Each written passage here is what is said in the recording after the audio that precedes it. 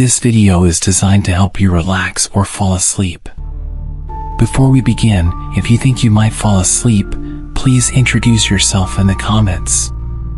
Please also like the video and subscribe if you haven't already. As always, I'd love to know where you're watching from. So let us know in the comments and share what time it is where you are. Thank you once more for joining me. Get comfortable, grab a glass of water, make sure you've locked your door, and turn off the lights. Don't forget to say hello in the comments.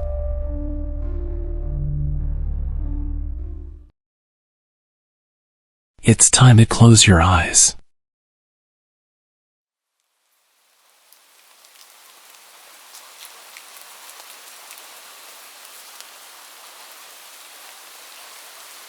This happened when I was 11 years old. At the time, I was living in an apartment situated on a street with an ongoing construction. Needless to say, they often tapped into the electric supply and the power fluctuated quite a bit. Therefore, the street lights often served no real purpose, especially in the winters when evening dawned on us with pitch black darkness. That is relevant, so keep it in mind. From what I remember, it was a weekend I was supposed to spend at my friend's house. For an 11-year-old me, this was an exciting prospect, having been loaded with schoolwork the entire week. I was to spend what I believed to be Friday night sleeping over and spend the entirety of Saturday at her bungalow, to return home that very evening. What made it even better was the fact that her parents had an event they could not avoid and therefore trusted us to stay alone in their 2-floor house for the entirety of the 6 hours they were gone. Back then, the idea of spending a whole night alone with my friend was great, no interference and a whole 6 hours of games and movies on their huge TV. As it turns out, my friend had other ideas. I arrived at her house just short of 8 p.m. It was already pretty dark out and her parents had waited for me to arrive before telling us about emergency contacts, dinner, and such. They also reminded us to get their 4-year-old Labrador inside as the weather was acting up and his kennel had a few loose panels which leaked when it rained. This is also an important fact to be noted. After they left, we watched a few cartoons, had dinner, and were chilling in her living room playing cards. That's when my friend Sid had the ingenious idea of exploring a fenced plot of land a few hundred meters down the street that she resided on. There was no construction happening in there, so what little of that area didn't have shambles was overgrown with plants and weeds. We got the dog inside, leashed it to its long chain that allowed it to roam within reason, got the keys and left the house to make the short 10-minute trip. At this point it was about 10 p.m.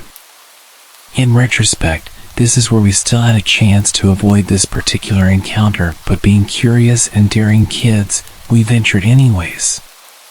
Rather uneventfully, we arrived and set to climbing over wall which was about 2 meters. Luckily for us, the wall was broken enough in places to make good holds to carry us over. Once inside, Sid suggested that we sit a few meters away from each other for as long as we could, until one of us was too scared to do so. We faced each other and walked backwards till there was just enough light to see the general silhouette of the other. After what seemed to me like a good 10 minutes, I saw Sid's hunched form rise and start to walk towards me. She seemed to be walking rather fast and in a haphazard manner, jumping over rocks at a daring pace, even getting cut by some thorns in the process. She came up to me, and just as I was about to laugh and call her out on being scared, she told me to get up because she needed to go feed Shaggy. I remember being really confused because her parents had already filled his bowl with food and he had this water thing which he could operate in case he was thirsty. But I saw her face, and let me just say I have never seen her this pale. She looked like she had seen a ghost. So without asking questions, I said okay, and we made our way back over the wall, albeit in a tense manner and rather quickly. The moment my feet touched the ground, I felt Sid grab my arm and straight up just start sprinting down the street. To put things into perspective, I had a bruise from the way she grasped it for 2 weeks straight. So we ran like hell and eventually arrived at her house and went in through her front yard fence gate. A towering metal gate without bars, and she told me to unlock the front door while she deadbolted the metal gate's various locks into the ground. At this point, I was starting to panic, but we got into the house and Sid then proceeded to run around the house locking and closing all possible windows and doors as well as pulling the curtains shut. I was very confused as to why she was doing this, and so was her dog, who stood there and followed her around while she made the place secure. After about 10 minutes, she came back into the ground floor living room and with a very scary expression, she explained to me that the reason she did all that was because while we were sitting apart, she happened to glance away to a few meters to my right to see another human silhouette crouching in the bushes. She thought she was imagining it until it moved closer to where I was sitting and seemed to be unaware that my friend was watching them. I would have loved to say that was the end of it, but what happens next has stuck with me until today, and I hold a fear of that situation from that point onward. To give you an idea of the layout of her compound, her house was surrounded on 2 sides by a lawn, and the lawn was then surrounded by a wall 2.5 meters high. The wall had one entrance, which were the tall metal gates I talked about previously. The house itself had windows all around the perimeter as well as 2 potential entrances. The first being the front door, while the second being a door to this small attached space next to the house, which was made of see-through metal like the kind which metal fences are made of but stronger. This space had a metal door with a lock only accessible from the inside, as well as a door which was on the wall. However, this door only had a deadbolt on and was made of light wood. This is also of importance. So an hour or so after the incident, we were upstairs in her air-conditioned room playing games on her computer and talking about whatever it is kids talk about when we heard the dog bark downstairs. It was growling and seemed to bark at random intervals. Keep in mind that her dog was a friendly Labrador who rarely ever growled or barked aggressively. My friend went to get the dog upstairs to her room, and after she returned she informed me that the dog was standing near the front door, growling at it, and that it took her quite a bit of effort to get him upstairs as he kept trying to go back there. We were really confused as this was unusual for him to do, and thinking that a stray dog may have caught his attention, we decided to go into the balcony attached to a room that gave us a view onto the front lawn and a part of the street directly in front of the house. Instead of seeing what we assumed would be a stray animal, we looked down to see a person standing very still in her lawn and in front of her front door. In the limited light, we could make out heavy layers of muddy-looking clothing and a head full of hair that looked very matted. The dog was with us in the balcony and was whining to be let outside. We crouched in her balcony, and right as we were about to discuss the situation, we heard what sounded like the front door rattling, as if someone was trying to open it with a handle. We creeped back downstairs only to realize that this person had now moved onto the window next to the door and was trying to open that. The realization hit that he was trying to find an entrance into the house by going round the perimeter. Just as we were about to creep back upstairs, my friend grabbed me again and in a hushed tone told me that she had forgotten to lock the attached space door in her hurry before. We both looked at each other and paled as we realized that it would gain the intruder easy access into the house as the inner door had nothing but a deadbolt. At this point, we heard the windows rattling behind the house, nearly 3/4 of the way back to the front again. The attached space door was a few meters away from the front door, and we were lucky that he had chosen to go around the other side. She told me to wait by the inner door with the dog while she went outside and bolted the metal door. She then informed me to close the door as soon as she returned, and that if she was caught to let the dog outside and to close the inner door as discreetly as possible as to not give myself away. We were both terrified, and since we had no time to argue about it, I stood guard at the inner door while she went to the outer door, fumbled with the lock, and returned inside practically running as quietly as she could. We closed the inner door, and just then we heard the outer door rattle harshly. Had she not gone there and then, there was a big chance that we would have no choice but to hide in her house had he found his way in. After he tried opening all doors and windows, which took a while as he was doing it quite intently and forcefully, we found our way back upstairs and went back into her balcony to see if he had gone away, as we were standing still near the foot of her stairs for a while, listening for any further activity. As we looked down, we saw him once again standing in her front lawn. However, this time we could see his head was tilted back, and it felt like he was looking right at us. However, we knew that it was far too dark for him to be able to spot us, as we closed all the windows shut.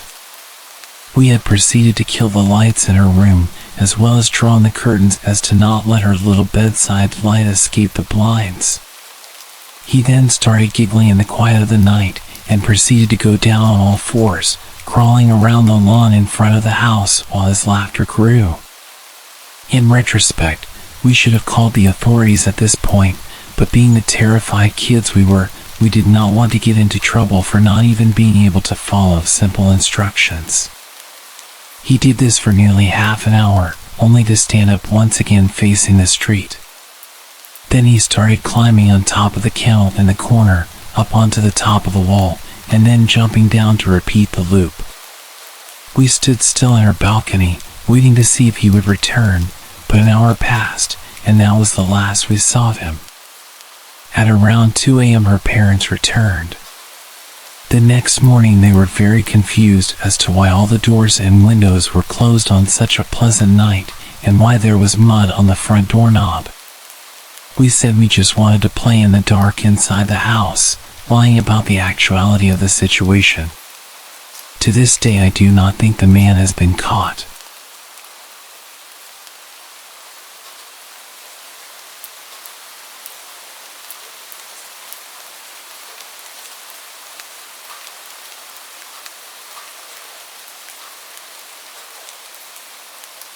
Something strange happened about 3 weeks back, and I've struggled to even put it together cohesively in my head. But I'm going to try, because I think that what happened at my sister's sleepover might actually be more widespread than I imagined. Looking back now, I don't even remember how many girls were there. I think it was 10 or 12. All of them in the 8th grade and close to my sister Rachel. As they got into their sleeping bags and told each other stories, me and my best friend Kurt had a devilish idea. "We're going to scare these girls senseless," he said wickedly. I have to admit, it was just for cheap thrills. But I didn't see the harm. We got into my father's workshop and stole a few of his basic paint supplies to make Kurt look like a typical horror movie vampire. Then we went to the backyard and started to climb the tree outside of Rachel's window. Kurt was in place, ready to start making the usual boogeyman noises when he froze and squinted into the window. "What the hell?" he muttered as he tried to look in. "Hey! What are you doing? Don't be a peeping Tom." I shouted up at him, trying to figure out why he was hesitating to start the scare. Then suddenly his eyes widened and he started to fumble backwards. I watched as his feet slipped from under him and he fell to the ground. It happened in slow motion. But the sound of his head hitting the bird fountain in our backyard is one that I will never forget. Jesus Christ! "Kurt, are you okay?" I screamed. I looked up, waiting to see if my sister or one of her friends would stare out and see this horrific accident. I tried to prop his head up and stop the bleeding. Then I reached into my pocket to call 911. But I hesitated. I know it's dumb, but my parents were already going to give me a ton lashing for being stupid anyway.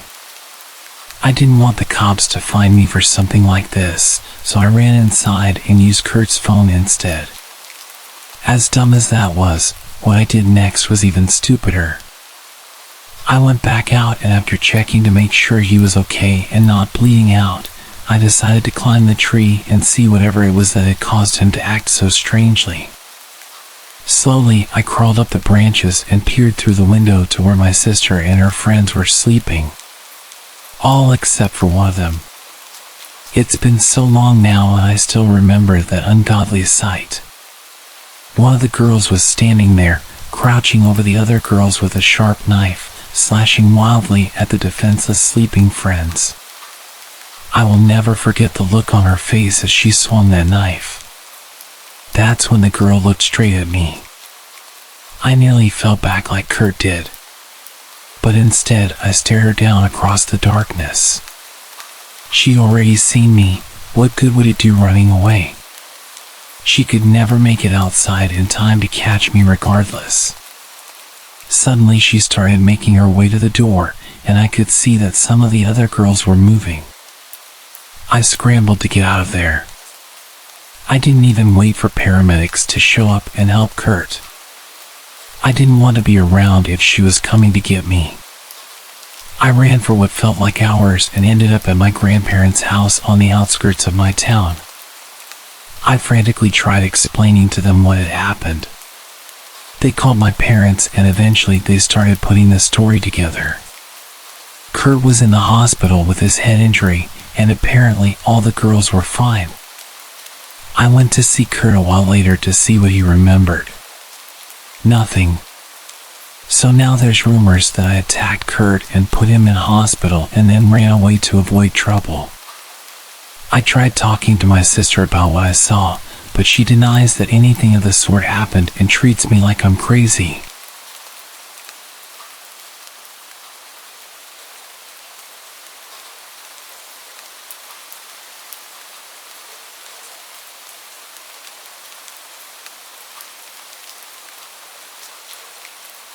I've never been good at making friends or any type of bond with people in general.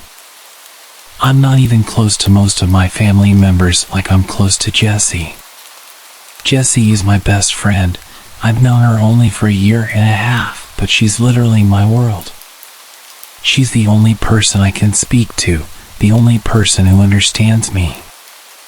I've never slept over at anyone's house that isn't mine, and even when I'm supposed to be staying at a family member's house, I get anxious and they have to call my parents to collect me. This results in my parents having to cancel everything that they plan. My parents resent me. I'm a huge burden to them because of just how anxious I am. Jessie asked if I wanted to have a sleepover at her house. I'd never been to her house, or anyone else's house for that matter, and I'll admit I was ecstatic, but also hesitant in case I got anxious and ruined the sleepover and my friendship. I knew I was probably overthinking, but it still scared me. Jessie gave me some time to think, and I eventually agreed.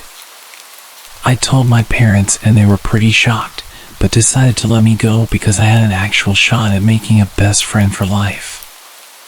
The car pulled up onto a large driveway, connected to an even larger house. It was huge, like mansion-sized. Probably the biggest house I'd ever laid eyes on. Me and my parents made our way over to the front door, which was about twice my dad's size, and he was 6'7". There was no doorbell. Instead, there was an abnormally large silver knocker in the middle of the door. I knocked. Jessie answered the door. When she saw me, her face seemed to light up and her smile grew larger. She instantly leaned in for a hug. Jessie's mother and father also approached the door and stood behind Jessie, also with a comforting smile on their face. Jessie's father was also tall like my own dad. He was your typical dad-looking person. It was the same with her mother. It was almost surreal. Jessie toured me around her huge house, which took about an hour in itself. Then we ventured off into Jessie's bedroom, which was huge and pink. Very pink. Like every object was pink. After staying in Jessie's room playing games and eating candy for a while, her mother walked into the room and placed a sheet of A4 paper on Jessie's bed. The way she walked was so elegant and graceful. I took my headphones and grabbed the sheet of paper. It read, Sleepover rules. Follow these rules to ensure you have a safe and happy sleepover. 1. Don't eat too much candy. They can smell it from miles away.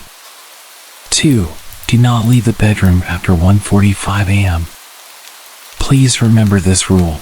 Your life depends on it. 3. If you happen to wake up during the night for no apparent reason, hide under the bed within 25 seconds. That way they cannot see you. 4. Do not get snacks from the mini fridge during 8:56 p.m. and 9:47. You will not like what you find. 5. Make sure to turn off any light source. Apart from the TV, you must keep this on all through the night. I can't emphasize how important this is. 6. If you wake up randomly and see Jessie sitting upright, awake in her bed, you must run. Lock yourself in the bathroom and do not come out for the rest of the night. If Jessie knocks and says she hurt herself and needs help, ignore her and do not reply. 7. If you wake up and hear the baby crying, ignore it completely. Don't even move, it isn't the baby. 8. Do not attempt to speak to Jessie during the night, and if she speaks to you, do not reply. This is crucial if you want to stay safe. 9. If you hear a dog whimpering and scratching on the bedroom door, drag Jessie under the bed and then hide behind the bookshelf. We do not own a dog. 10. If you hear a ringing in your ear, run, leave the house. This is the only exception. If you don't, we all die.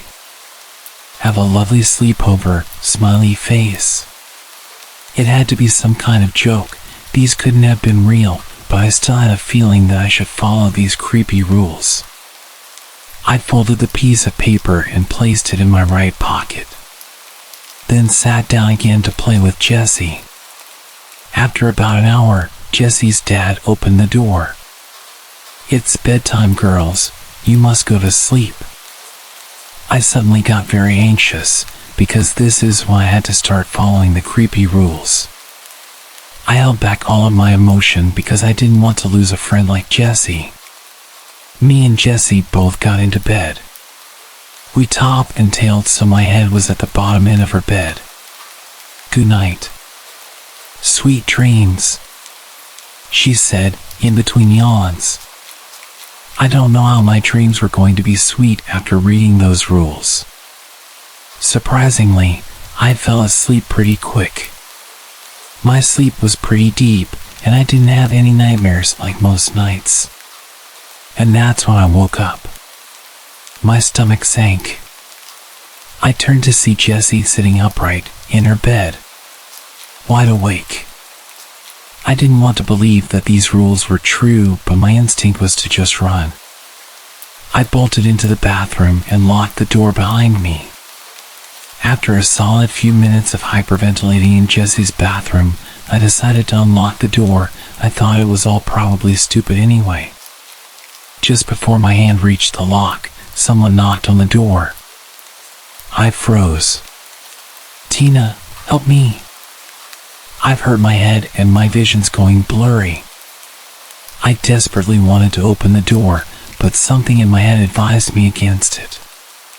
Jessie kept screaming for help. I slumped into the corner, shaking with every breath I took. She was screaming for hours. It was unbearable. Her voice got less human-like and more distorted with every screech. By the time she stopped, I was already half asleep, to put into perspective just how long her screaming went on. I woke up. The light from the sun outside made my eyes sting. My ears were still throbbing. I slowly got up from the corner of the bathroom and unlocked the door. Jessie was playing on her PS5. Everything was totally normal. Hey Tina, she said in her usual jaunty tone. I think your mom and dad are already outside waiting for you in their car. I couldn't take speaking. Everywhere in my body ached. I picked up my stuff and started walking downstairs. Jesse's parents waited at the bottom of the stairs. "Your parents are outside waiting for you," said her mother with a smile. "How did they get here so quickly?" It was only 8:45. I could see the open door and my parents' car outside. I was so relieved. I was gonna leave this place finally. Jesse's dad showed me out, and I hopped into my parents' car. I can't begin to explain how relieved I was to see my parents' smiling faces again. Jessie and her family waved at me as I drove away. "How was the sleepover, sweetie?" I was about to reply when I got a notification on my phone. It was a message from my mom. It said, "Hey, I was just messaging to ask what time you wanted me and your dad to pick you up from Jesse's house." I looked back up at my mom, who was driving, and then to my dad, who was smiling eerily at me. Shit. I forgot to leave on the TV. I felt sick to my stomach. "Forgot something?" my dad asked me.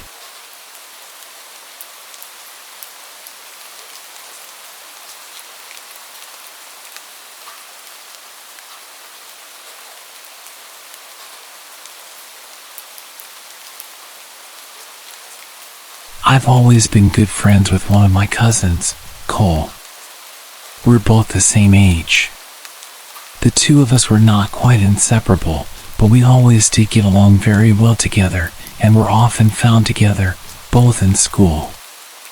As we'd always end up in the same class together throughout elementary school and outside of it.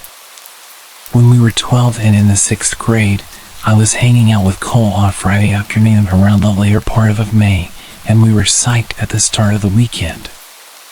We wound up at his house, since he didn't live too far from me, and at one point my mom called to say that our grandpa was in the hospital.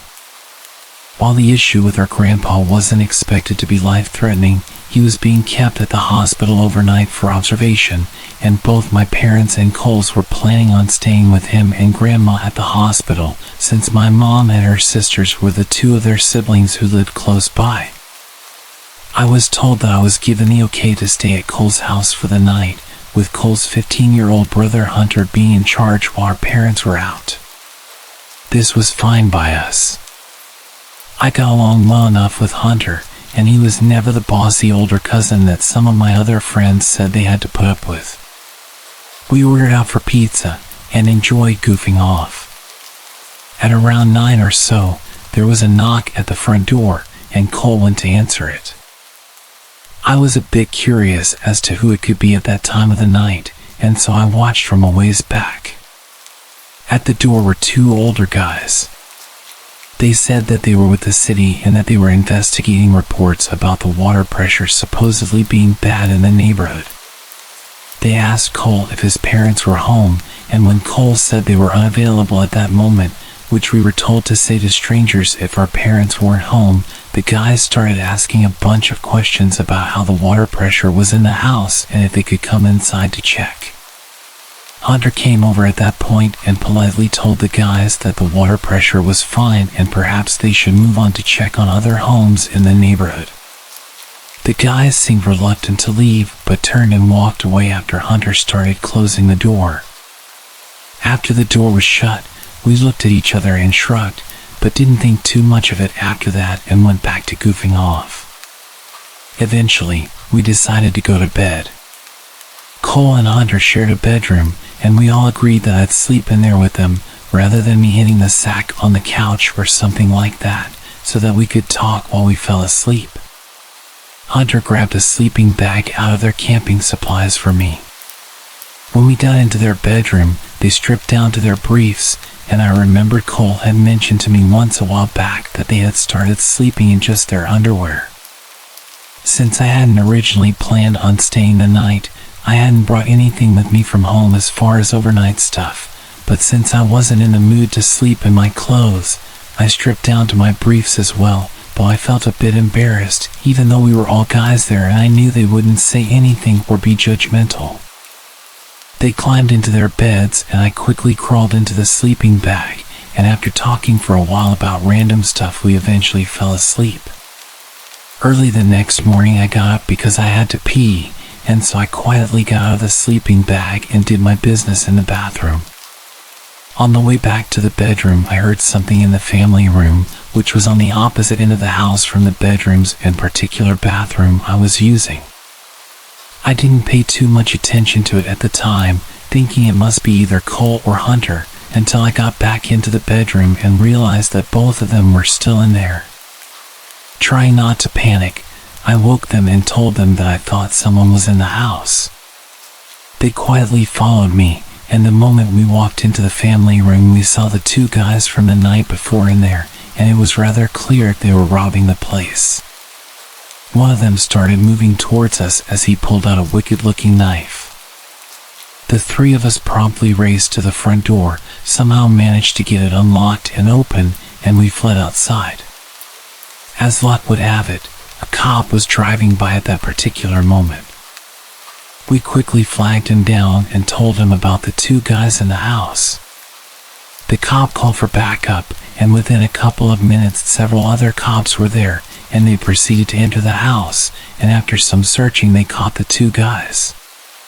The cops figured out that the two guys must have entered from a window in the laundry room that had a broken latch, and had probably targeted the house because, while it wasn't empty, they probably realized that there were no adults there and figured that if we discovered them, we could be more easily dealt with than adults.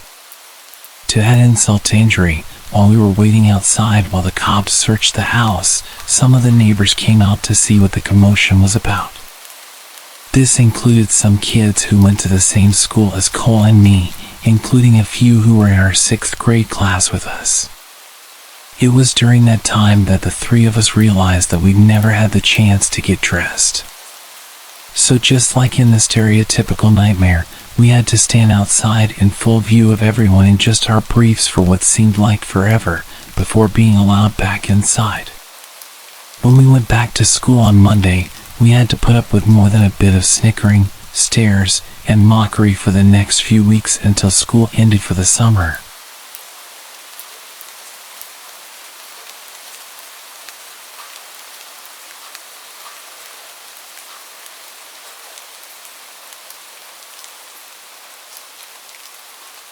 When I was a kid, my best buddy and I were having a sleepover. His parents had gotten a divorce a couple of months prior, so to counter all the stress, he pretty much got whatever he wanted. It wasn't like his mom was spoiling him, she was just being super nice to make sure he wasn't too bummed about his dad leaving. Did it work? Yes and no. Getting to have his friends stay over, getting an Xbox, a cell phone, and much more personal freedom was all well and good, but every so often, you could tell the whole thing was getting to him. The good thing was I got to spend a whole bunch more time with him to give him the support he needed, which coincidentally meant that I was there for one of the worst moments of his childhood. So we're having a sleepover, and his mom is having a friend over. They're downstairs while we're up in his bedroom. At one point, I wanted a glass of water, so I headed downstairs. To get to the kitchen, you had to walk through the TV room. I see my buddy's mom's friend is a dude, and they're getting kind of close if you know what I'm saying. They jump off each other when I walk into the room. I walk through like I didn't see anything, and it's incredibly awkward as I walk back through with my glass of water. Then I make the mistake of mentioning it to my buddy. He's clearly not happy with the fact that it's a dude. We're 9th graders at this point, so we're pretty savvy. Anyway, my buddy isn't happy, but he just does his usual thing of internalizing it before distracting himself. Not the best coping mechanism in hindsight, but it is what it is. Then remember that cell phone I mentioned?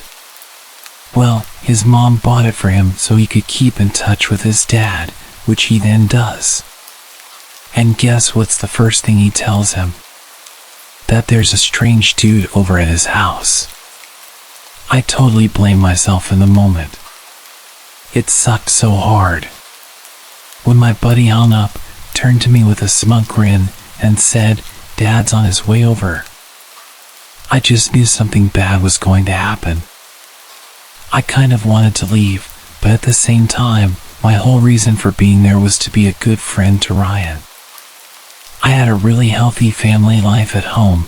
My parents were a loving and dedicated couple right up until the day my dad passed, and I'd like to think they raised good kids. But Ryan, his parents were total morons, and good God, did that make me feel bad for him.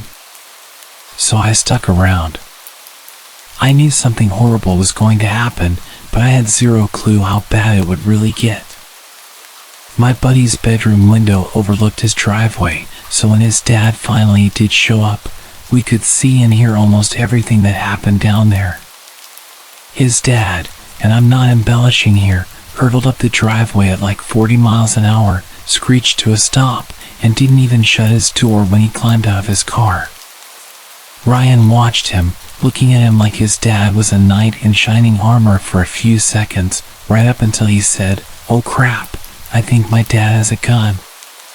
Hearing that final word sent this razor-sharp icicle running right through my guts. I knew there would probably be shouting and fighting, but not shooting. He started banging on the door until his mom answered and then demanded to know where her guy friend was. Ryan's mom was all like, "I don't know what you're talking about," but then Ryan's dad goes from 0 to 100 in a second flat. "Don't lie to me. Tell me where he is." There's this very real, palpable pause, and me and Ryan are just on this very nervous feeling. Then his mom asks him how he knows about any man. Again, a shiver of ice through my stomach because I'm basically the one who told. In that moment, I told myself that whatever was about to happen was completely my fault. Ryan's dad exploded at the admission. "You're a freaking liar. Now get out of my way." We could hear Ryan's mom screaming for a second, then we heard another voice. Only this one was definitely inside the house, the guy friend. He was screaming at Ryan's dad to get off him. I heard the guy start to shout something at Ryan's dad, then he just went totally silent, and all you could hear were feet beating against the floorboards downstairs. And then bam! 3 distinct gunshots echoed around the house. Me and Ryan are just bawling at this point because we could still hear his mom screaming, and we had no idea if she'd been shot. What if the boyfriend was dead, if the boyfriend had a gun and fired at Ryan's dad? The whole situation was traumatic enough, but the not knowing, that was just the worst. I had to grab Ryan's cell phone off of him to call the cops. He just totally shut down from the stress. He had a rough enough few months with the whole divorce thing, and now he had to deal with potentially losing a parent. I don't blame him, honestly. It was bad enough for me, and it wasn't even any of my parents. The 3 shots were all we heard, and before the cops showed up, the only sounds we could hear were Ryan's mom crying downstairs. We should have gone to check on her, I know we should have, but the dispatcher told us both to stay put because we didn't know if there was still an active shooter, so we did as we were told.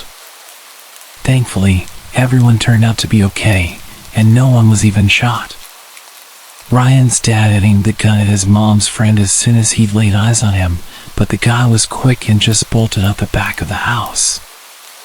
As Ryan's dad pursued, he fired 3 shots, but it was basically just to scare the guy away at that point, and I heard none of the bullets even went near him. But still, it was terrifying, and Ryan's dad ended up going back to prison for a long time because of it.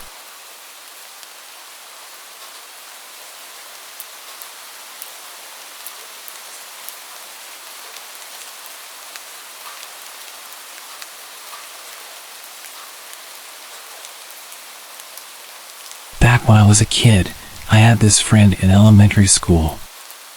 We were super close, sat next to each other in class, and hung out every recess and lunch. At one point, we planned a little sleepover. My parents' place was kind of small at the time, but she lived in this big old house with her grandparents. so it was arranged that we have the sleepover there instead. I never found out why she lived with her grandparents or where her parents were, but I distinctly remember my mom and dad telling me not to ask her questions about them. The reasons were obvious in hindsight. The only thing was, my friend seemed really set on having the sleepover at my place. I mean, to the point where when we had no choice but to have it at her grandparents' place, she seemed to not want to have the sleepover anymore. I had to convince her to have it at her place just because I was so excited about the idea of having the sleepover in general. Anyway, it comes to the night of the sleepover. I go over to her grandparents' place, and it's every bit as fun as I imagined. We watched movies up in her room, had pizza delivered, ate ice cream right out of the tub, and her grandparents seemed really sweet and nice. Then, I think it was around 9 p.m., her grandpa knocks on the door, pokes his head in, and tells us that he and my friend's grandma are headed to bed, so we're to keep the noise down. He goes to bed, and we carry on with our night. A little while later, I head over to the door, telling my friend I needed to use the bathroom. She jumps up, throws herself between me and the door, and is like, "You can't go out there, you'll wake up Grandpa." I tell her not to worry, and then I creep down the hall on tiptoes so as not to wake him, but my friend still refuses to let me leave the room. I think she's actually playing around for a second. I try to get past her, but she actually shoves me back away from the door with this angry look on her face. I didn't want to start a fight with her. After all, the whole objective was to keep as quiet as possible. But still, I needed to use the bathroom, so I asked her where I'm going to go. And get this, she reaches under her bed and pulls out one of those plastic stationery trays. She points at this plastic tray and tells me to just use it. Again, I think she might be playing a cruel trick on me, but she's deadly serious. She actually wanted me to pee in that stationery tray. So I did. It was super gross, but I did it, and instantly the mood is just destroyed. I had nothing to clean myself up with. I'm pretty sure I peed a little on my nightgown. It was just all kinds of disgusting, but still, my friend wouldn't let me go use the bathroom to wash up. The weirdest thing was she acted like it was normal. She never did anything like that at my house, and she definitely didn't seem like that kind of kid. She wasn't known as the stinky kid in school. The whole thing just kind of blew my mind, and although I didn't let it affect our relationship, I definitely didn't like to stay over at her house again.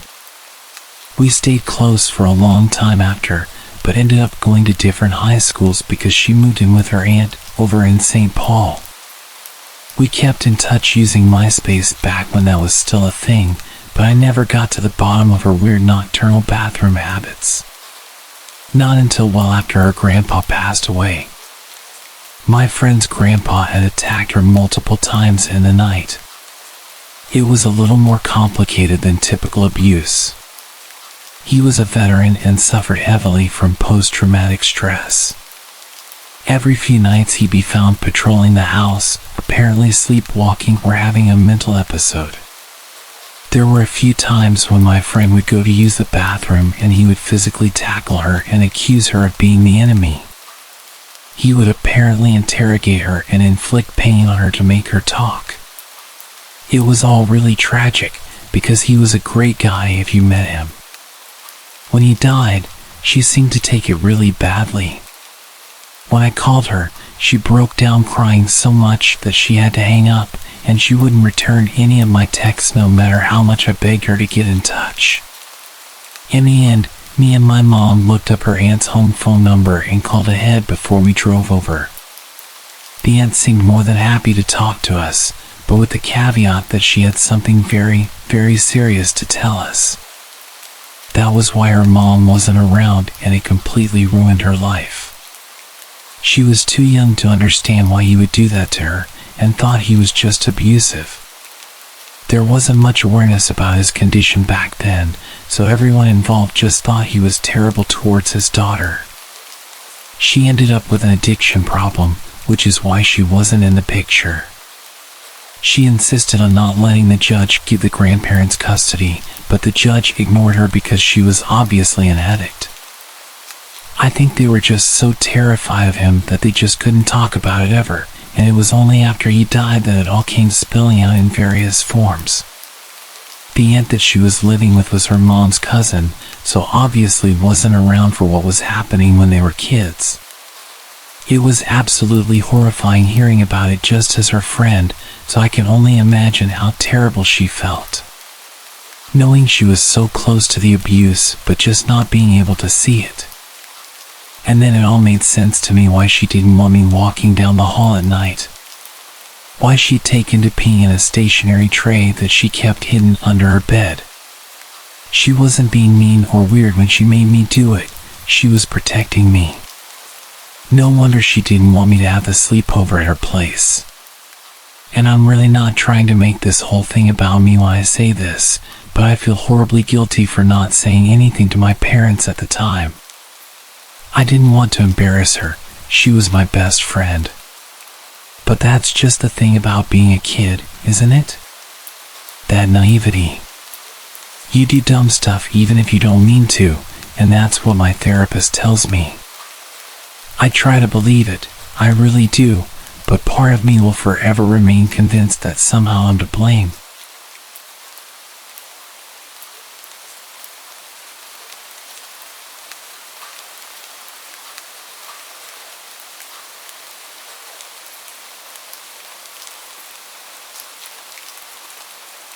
This story is genuinely still one of the weirdest experiences I've had with a friend. It's a huge factor in me having trust issues with friends to this day. I'm 18 now, but at the time of the story, I was about 13. I had just become very close friends with this girl from my school. For this story, I'll call her Sasha. Sasha and I had met through mutual friends, and we grew much closer because we hung out in a group with my absolute best childhood friend at the time. After a while, we started spending time by ourselves. She had just moved, and I would spend a lot of time having sleepovers at her new house. We would all hang out at the local playground with another boy in our grade. For the sake of the story, I'll call him Dylan.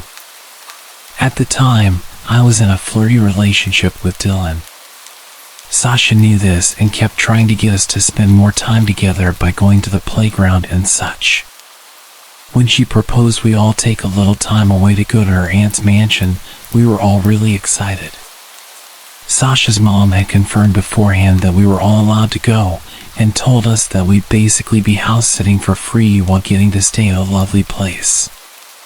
It was just a town over, so my mom wasn't worried about how far it'd be. Once we got to the house, it was absolutely huge. They had 2 big dogs, a huge finished basement, a water garden, a gym, and a trampoline.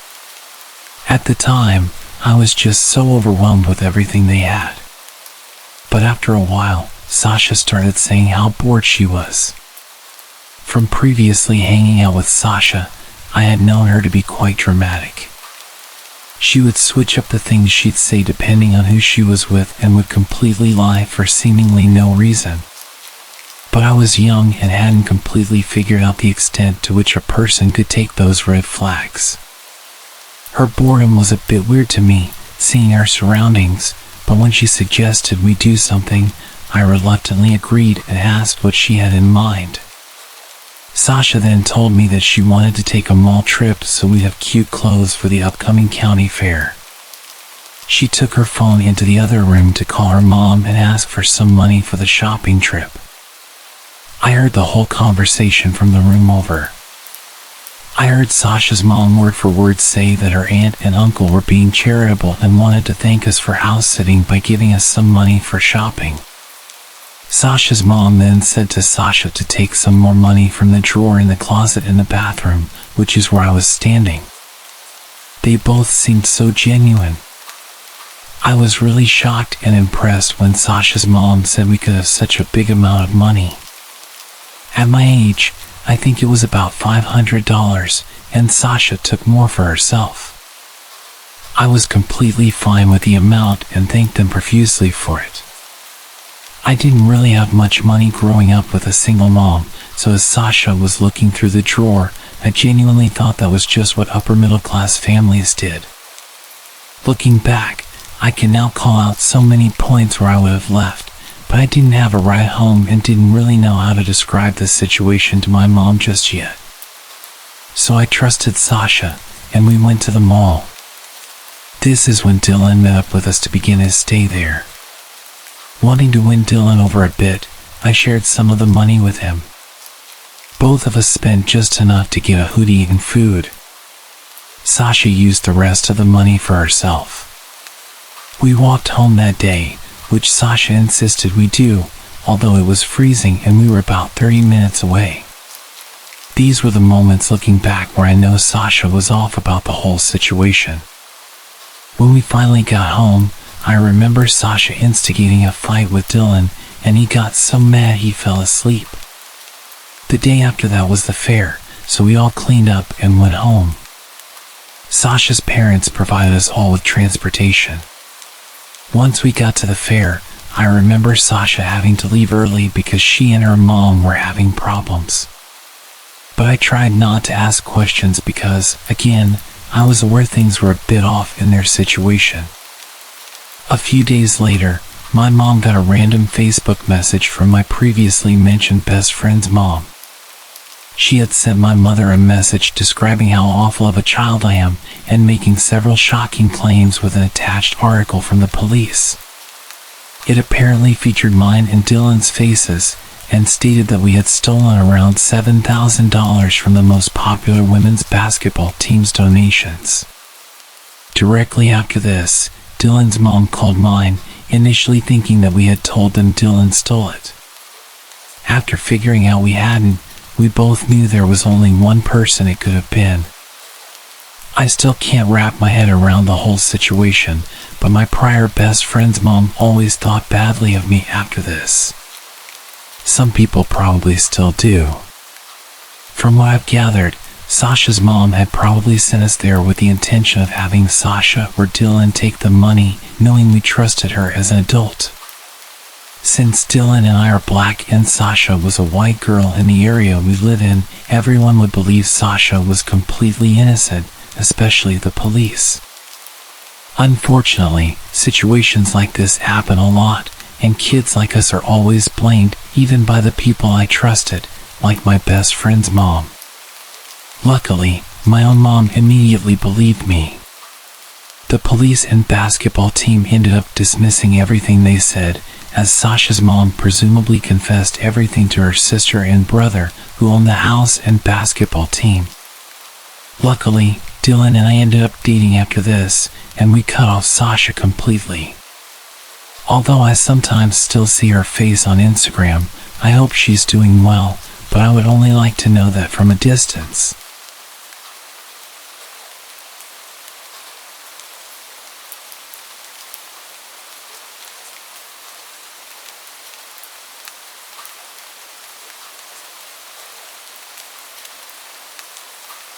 This happened during August this year. To start off, this happened with my best friend Hazel. We are both 14, turning 15 this year. When Hazel came back from vacation, we immediately decided to have a sleepover at her house. She has a big closet inside her room that she uses as a makeup room, which will be important later. We were just relaxing and talking in her room when the idea of using a ouija board came up.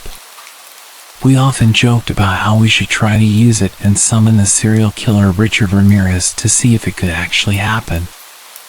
After that idea came up, she brought it out and set it up with the lights off, except for her TV, which we were using to listen to old music while playing.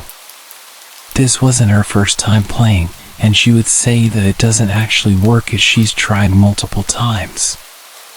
But this was my first time playing with it. We would always talk about the Ouija board in her house because creepier stuff always seemed to happen there. She also has an old house built in 1935 with creaky floors.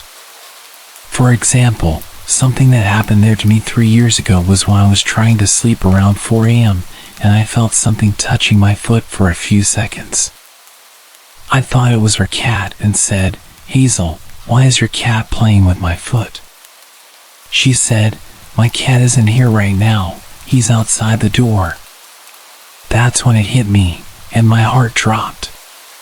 Her door was fully closed, and her cat was still outside the door.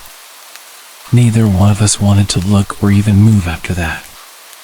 We also stopped talking and just tried to fall asleep faster, but it was very hard for me. I couldn't move at all and felt stuck, starting to sweat from how scared I was. Anyway, we had our fingers already on the Ouija board, and it wasn't working for the first few minutes. But when we asked, "What's your name?" it finally spelled out Richard Ramirez. I thought Hazel was joking around and moving it herself, until she then promised that it wasn't her. She also took off her finger and let me do it myself to show me that it wasn't her moving it. When she did, it was still moving my finger. We continued asking a few more questions, then we said, "If it's really you, show yourself." Hazel has a few dolls in her room, but the creepiest one by far was her ventriloquist dummy.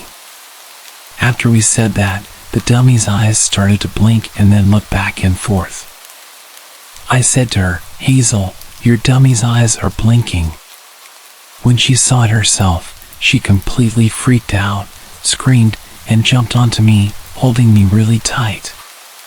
It stayed like that for a while until she finally got off, but the dummy started blinking again. That's when I looked at her makeup closet from the bed and saw her mirror in there. From the reflection, I could see a figure just sitting there. Once I told her that, she held on to me even tighter this time, and she stayed like that for about an hour.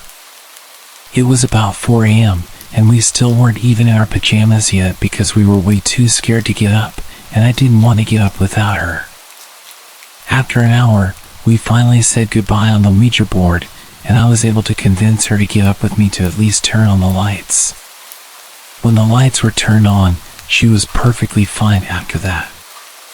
We got into our pajamas and tried to sleep with her LED lights and a lamp. She was already sleeping, but I was having a hard time falling asleep. I once again looked at the dummy, and it was still blinking. So, I don't think we had said goodbye properly. I felt scared now since Hazel was already sleeping, so I just tried to turn the other way and close my eyes, trying to force myself to fall asleep.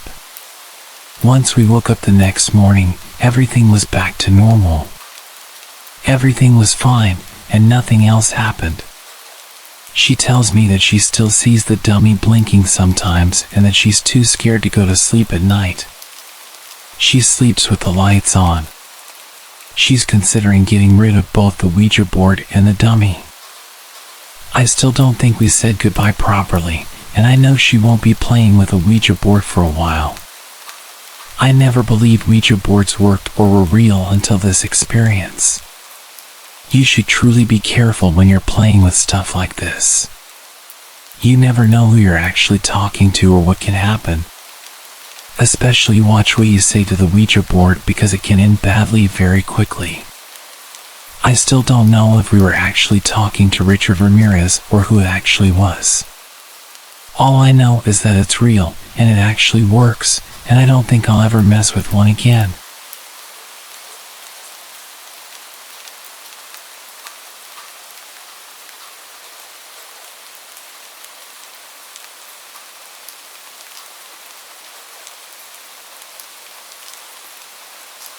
In the summer of 2019, my friends and I were having a sleepover in honor of one of our friends' 17th birthday. Rihanna had invited our friends to come over to swim in her pool and have some drinks and hang out with some boys and sleep in her trailer so we didn't wake up her parents. We would sleep in the trailer on her driveway. There were 4 beds, a bunk bed in the left corner, a single bed directly beside it, and another bed as you walked in. After hours of fun, throwing up, and tons of teenage drama, we decided to head over to the trailer so we didn't wake the neighbors or Rihanna's parents. It was about 3 a.m. when things began to settle down. About 10 minutes later, Reese was still wide awake, and her drunk self decided to look out the window on the top bunk where she and I were sharing.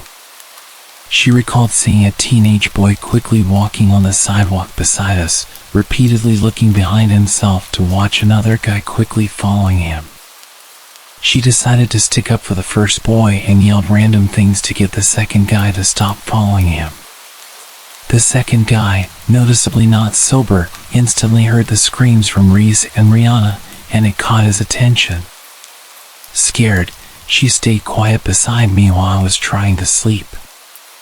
About a minute later, Reese decided to check again, and there the guy was, right in front of the trailer, investigating the noise. He was getting really close to the door when Reese then told me, "Hey, don't freak out, but there's a guy right outside the trailer." I sat up quickly to look outside, and he was there, wandering around right beside us. By now, Reese had announced to everyone else as quietly as she could that there was a guy outside the trailer. Rihanna quickly got up, looked outside a window to see for herself, and then told everyone else to get underneath us in the bottom bunk. We were all huddled in the bottom bunk when Mackenzie, our smallest yet fearless friend, decided to stay outside and check the windows. The man, still not sure of where the yelling came from, was gone. We sat for a few minutes in silence, contemplating calling someone, until Mackenzie decided to look out the window of the bottom bunk. This window faced the garage. She quickly announced that he was standing right beside the window. She could only see his legs though. Quickly closing the window, we sat scared once again in silence. Mackenzie kept running back and forth through the windows to see where he was. At one point, he decided to walk to the middle of the street to get a better view of the house. This is when we thought it was over. Everyone was getting back into their sleeping spots, discussing what had just happened when Mackenzie decided to look out the window again. The man was now standing on the front steps of Rihanna's house. We couldn't do anything but just stay quiet and wait until the intoxicated man would leave. We didn't know what he would do if he realized people were in the trailer. He did end up leaving after quite a while, but it definitely took us a while to fall asleep that night. In the morning, Rihanna tried to check her cameras, but they had been disconnected. We have no proof of this happening except for the group of us who experienced it. Rihanna believes the guy came back the next night since she heard a lot of noises from her front door while she was home alone. Moral of the story: don't scream and crack down on men when you're vulnerable in a trailer. You really have to wonder though, what would have happened if he had tried to open the door? I'm sure we could have defended ourselves, but this story could have ended a lot worse.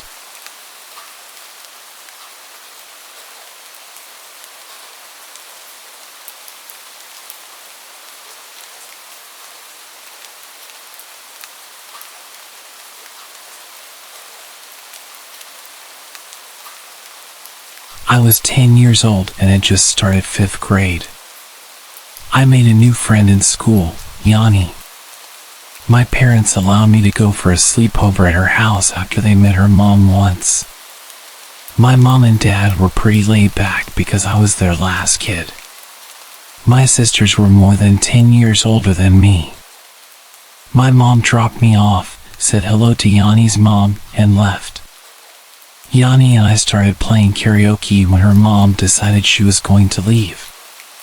She said goodbye to us, gave us kisses on the cheek, and I remember thinking she smelled like black licorice. Yanni and I were left to do whatever we wanted for the next 5 hours. We played games, watched TV, and talked about school. Yanni's older sister came home around 1 a.m. and told us that we should go to bed because we were falling asleep on the couch. We went into Yanni's room and laid in her bed. Later that night, I can't be sure what time because it was pitch dark, Yanni's mom came home. I woke up to a pounding sound on Yanni's bedroom door. I started yelling in fear when I felt a hand over my mouth. It was Yanni telling me to be quiet and pretend to be asleep. But at that moment, it was too late. Her mom had kicked the door open, stormed over to the bed, and grabbed Yanni's face. She began screaming at Yanni because we had accidentally left the TV on. I was trying to hide under the covers, but she saw me. She began slamming her fists on the bed around me, screaming, "You think you are better than me?" over and over. I was sobbing, and all I could think about was going home. I was so scared and begged her mom to let me call my parents because I felt sick. Her mom grabbed my chin, looked me in the eyes, and said, "I know what you're doing, little girl, and you aren't going anywhere until I say you can." She stormed out of the room, slamming the half-broken bedroom door behind her. Yanni said nothing, and neither did I. Needless to say, I did not sleep that night. Every sound in the house made me jump. In the morning, when I went to call my mom, Yanni's mom was on the phone. She wouldn't let me use it, even though I asked multiple times. Finally, she was going to take a shower, and I heard her pass the phone off to Yanni's sister and say, "Don't let that little bitch use this phone. If you even think about it, I ain't buying you cigarettes anymore." I was a shelter kid at the time, but when I overheard that, I knew I had to get out of there. I approached Yanni's sister, and she basically threw me the phone. She was ready to give it to me before I even asked for it. With a look of fear in her eyes, she said, "My mom is calling her guy, so you need to call your parents quickly." And so I did. She saved my life, and I still believe that to this day. Was her guy someone who was going to get rid of me? I shudder at the thought. The rest of the story isn't very exciting. My mom picked me up, and I acted like nothing was wrong. 2 days later, it was Parents' Day in school. Yanni was in my class, which meant her mom was there. Her mom approached me and asked me why I never wanted to come over anymore and accused me of being a mean girl. She talked to me in a way that seemed harmless, so it wasn't obvious to my mom or my teacher.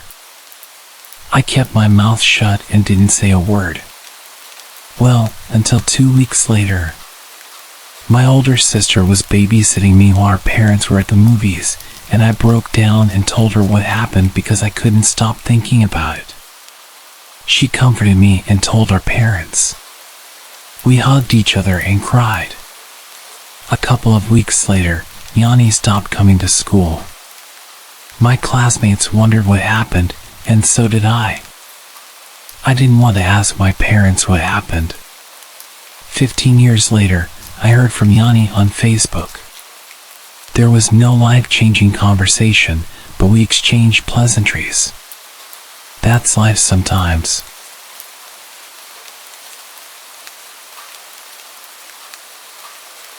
I was 13 when this happened to me. I stayed at my friend's house almost every weekend. She had a huge bedroom and I just lived with my mom in a small apartment, so whenever I stayed there it felt like I had a taste of what a real family home felt like. That would be true if it wasn't for the constant arguing that I'd hear from her parents. Her dad was always really nice to me, pretty much treating me like his own daughter. He'd buy us food and DVDs and make sure that we had the best sleepovers every week. Her mom, on the other hand, was always quite cold with me. She wouldn't really even speak to me. Most of the arguments that I could hear were her shouting at him. Looking back, I realized that she was emotionally manipulating him, claiming he didn't love her and accusing him of being sleazy. But at the time, I just thought this was what parents would do every night. Anyway, we would mostly just turn up the TV and distract ourselves from the shouting, and usually we'd have a really good night. This night was different.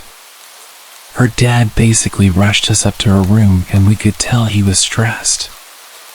I tried asking my friend about her parents, but she just deflected and said she didn't want to talk about it. We did her makeup and hair and tried on different outfits throughout the night, and within a few hours we were almost falling asleep whilst watching the first Twilight film. Suddenly we could hear her parents arguing really loudly. There were bangs and the sounds of things smashing. This wasn't normal. I could hear her mom practically screaming at her dad, throwing the usual accusations and seemingly hitting him. I know this because he was shouting stop. At some point he started to make his way upstairs, and I hear him slam the door to their bedroom just next to the room we were staying in. It wasn't long until her mom made her way upstairs and burst into their room. I heard him shouting, "What the hell?" and then lots of screaming and shouting. The whole house was practically shaking as they were throwing each other around their room and knocking into the wall. I felt really uncomfortable at this point and asked if we could lock the door. My friend agreed and reminded me to be quiet. Just as I clicked the lock, the screams and shouting went silent. My friend and I stared at each other, waiting until we heard one of them go downstairs or to make any kind of noise. Nothing. We waited for minutes, listening at the door and speculating what was happening. Had they just gone to sleep after all that shouting? Unlikely. Suddenly, I hear footsteps and rush back to bed. There's a gentle knock on the door. "Honey, are you awake?" Her mom was coming to check on us. She literally never did this. Before my friend could respond, her mom tried to open the door. She realized it was locked and then immediately started shouting loudly, "Open the door! Now!" I looked at my friend with begging eyes and told her not to open it. Her mom started pleading with us through the door, kicking it loudly, sending massive shocks throughout the room. Her mom turned her attention at me and started ordering me to open the door, gradually getting more nasty, telling me I was a leech and that I would end up like my mother, alone and miserable. I started crying and so did my friend. At this point I called my mom and told her what was happening. She could hear the door being kicked and the nasty comments, and she told us to put something in front of the door. She told me she had to hang up for a moment whilst she called the police, and we were both left there waiting for this terrifying moment to be over. The banging stopped and I could hear her mom's footsteps going down the hallway. The footsteps came back towards us and then things got seriously disturbing. The end of a knife burst through the door. It was shiny and long, and she repeatedly stabbed the door, gradually chipping away at the cheap wood. We were obviously screaming uncontrollably at this point, and I have a vivid memory of exactly when I noticed something terrible. As the knife came through the door, I noticed that the white paint around the hole started to turn red. It looked like the door was bleeding. My first thought was that she'd hurt herself whilst on her rampage, but my friend's screams suddenly made me realize exactly what had happened. She started screaming for her dad. It hadn't even crossed my mind. She only walked a few steps to go and collect this knife. Why would she have a knife in her bedroom, and why would it be covered in blood? Up until this point, I thought we were just going to be in trouble with her psychotic mom. Maybe she would take away our snacks and make us go to bed, or send me home. I was pretty naive, but it just didn't cross my mind that she was going to kill us. The door was slowly coming apart and she was just grunting loudly every time she'd stab the door. She was evidently getting tired, but she wasn't giving up. My friend was still screaming for her dad and I was a complete mess, crying and pleading for her mom to stop. She started trying to reach her hand through one of the cracks she'd made, but she couldn't reach the lock. At this point, when she'd reached for the lock through the smashed door, she was ripping her skin along her forearm, desperately trying to get in. Her arm was flailing around through the hole. We both cuddled up in the corner of the room, exhausted from all the crying. She was going to get through, and there was nothing us small girls could do to stop her. We both hear something that makes us stop sobbing, and we look directly into each other's eyes. Police sirens. The cops were here, and we were going to be saved. Her mom clearly heard them as well, because she started going feral on this door. She was screaming and smashing at it with both hands, occasionally stabbing wildly at the hole she made. We'd thrown a small bedside table and a chair next to the door, which lined up perfectly with her wardrobe, creating a line of furniture that perfectly blocked the door from opening, even if it was unlocked. The cops started banging on the front door, and she made the choice to violently shove her arm through the hole, ripping open her arm. I watched as she pushed through the pane, finally reaching the door lock. She'd done it. She was nearly inside. She opened the door a few inches before our barricade stopped her from pushing it any further. Her hand once again reached through and started clawing at the bedside table we'd put there. She was gradually moving it, and it was clear she was making progress. She pushed through enough that her shoulder was now in the room, and her arm was slowly shifting the table to the side. All while this is happening, the police are smashing the front door, reacting to our terrified screams. All at once, we hear the door downstairs give way, the cops shouting for us, their footsteps running up the stairs. Her mom must have used all her energy to force the door open and lunge straight towards us. We were crouched in the corner, unable to quickly react. She landed on my friend and gripped her neck with ferocity. I remember how fast she turned purple. She was still holding my hand and struggling wildly, trying to get free whilst her own mother was choking the life out of her. The cops burst into the room, immediately tackling her to the ground.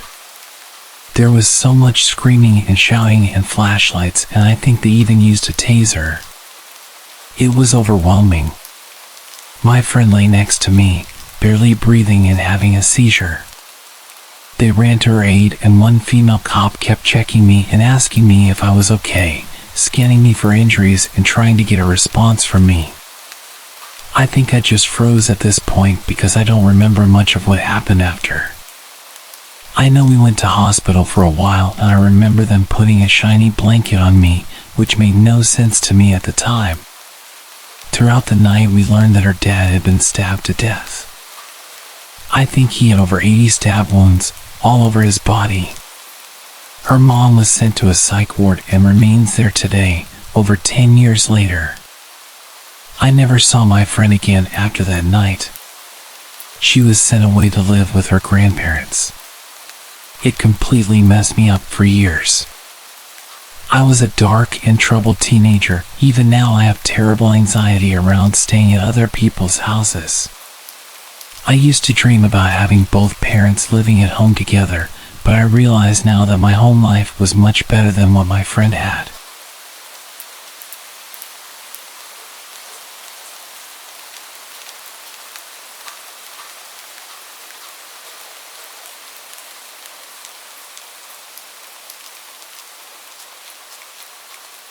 Even though this happened 12 years ago, I still remember it very vividly. When I was 14, I was visiting a friend I hadn't seen in a few years, and we were pretty excited to hang out again. His parents always treated me like I was their own son, so I was pretty stoked. He lived on a 20-acre ranch with 2 dogs and a cat. We were watching horror movies with all the lights off in his family's camper out on their driveway, while the family was inside. We went inside to get pizza, popcorn, and other junk food at around 12. My friend fell asleep pretty early, going to bed at 2 a.m. I was playing GTA when I heard the dogs barking very loudly. I brushed it off, thinking one of the ducks or chickens was messing with the dogs, or maybe even a deer or a coyote. Fast forward about 20 to 30 minutes, I needed to take a piss, so I went out, and I will never forget the face that looked back at me. The person ran off into the dark toward the entrance to the ranch. Sure, I was alarmed, but I still had to take a piss. I finished my business and went back inside, making sure to lock the camper door before returning to what I was doing. About another 20 to 30 minutes later, I heard the dogs barking again. This time, I woke up my friend and told him everything. He was skeptical at first, but then he looked out the blinds of the camper, and I will never forget the look on his face when he looked back at me. We called his parents, and his dad answered. He told him everything, but he thought we were trying to pull a prank. He laughed, saying, "Y'all boys aren't gonna get me." Nice try though. I started to confirm that we were being honest, and when he heard the panic in my voice, he realized we were being serious. He quickly rushed out with his gun and threatened to shoot whoever was on their property. We heard all this from inside the camper, and we were terrified. We heard a blood-curdling scream, and then 3 gunshots went off. We went outside, and we saw a guy on the ground. My friend's mom called the cops while all this unfolded. They lived out in the country, so it took about 25 to 30 minutes for the cops to show up. Now the entire family was outside, terrified. The youngest of them all, whom we'll call Jacqueline, was crying. Not just because of the dead man about 20 feet ahead of her, but because the man had killed one of the dogs, maybe because it was very loud. Then the cops showed up, and it turns out the man was a prison escapee from just 15 miles away from my friend's house. We don't know why exactly the guy was there, but he was put behind bars for killing 2 people. Still to this day, we don't know if he was there to kill us.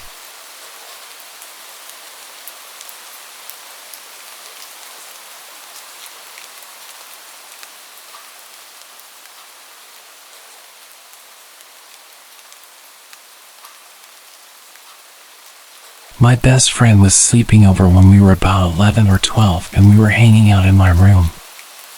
I was on my bed and she was on a mattress between my bed and the window. Out of absolutely nowhere, we hear a bang and my wall-length window totally shatters. Glass flies all around the place and we both got cut pretty bad. We both start losing our damn minds and run out of the room. Both of us were covered in blood and we cut our feet as we ran over the glass. My dad flies into action mode and locks us in the pantry, grabs a kitchen knife and runs into the backyard to look for anyone who may have been behind the window smashing. There was no one, so he calls the police and tends to our injuries. When the police arrive, they search my room for a cause and discover a huge solid ball bearing, presumably from a truck. It had landed less than 20 centimeters from where my friend's foot had been. If it had hit one of us, it could have killed us. There is no roads or anything near us, and my room faced into the back fence, so to this day we still have no clue where it came from or how it was traveling at such a speed. It cleared multiple fences and smashed a window, easily traveling at least half a mile to the nearest road, if that's where it came from. My mom had been out getting us McDonald's while this whole ordeal went on, so she was more than a little shocked when she arrived home. It still makes no sense to me how something like that could have been launched so far, at such an angle to hit my window. My dad thinks it fell off a plane, but what are the odds of it landing on us?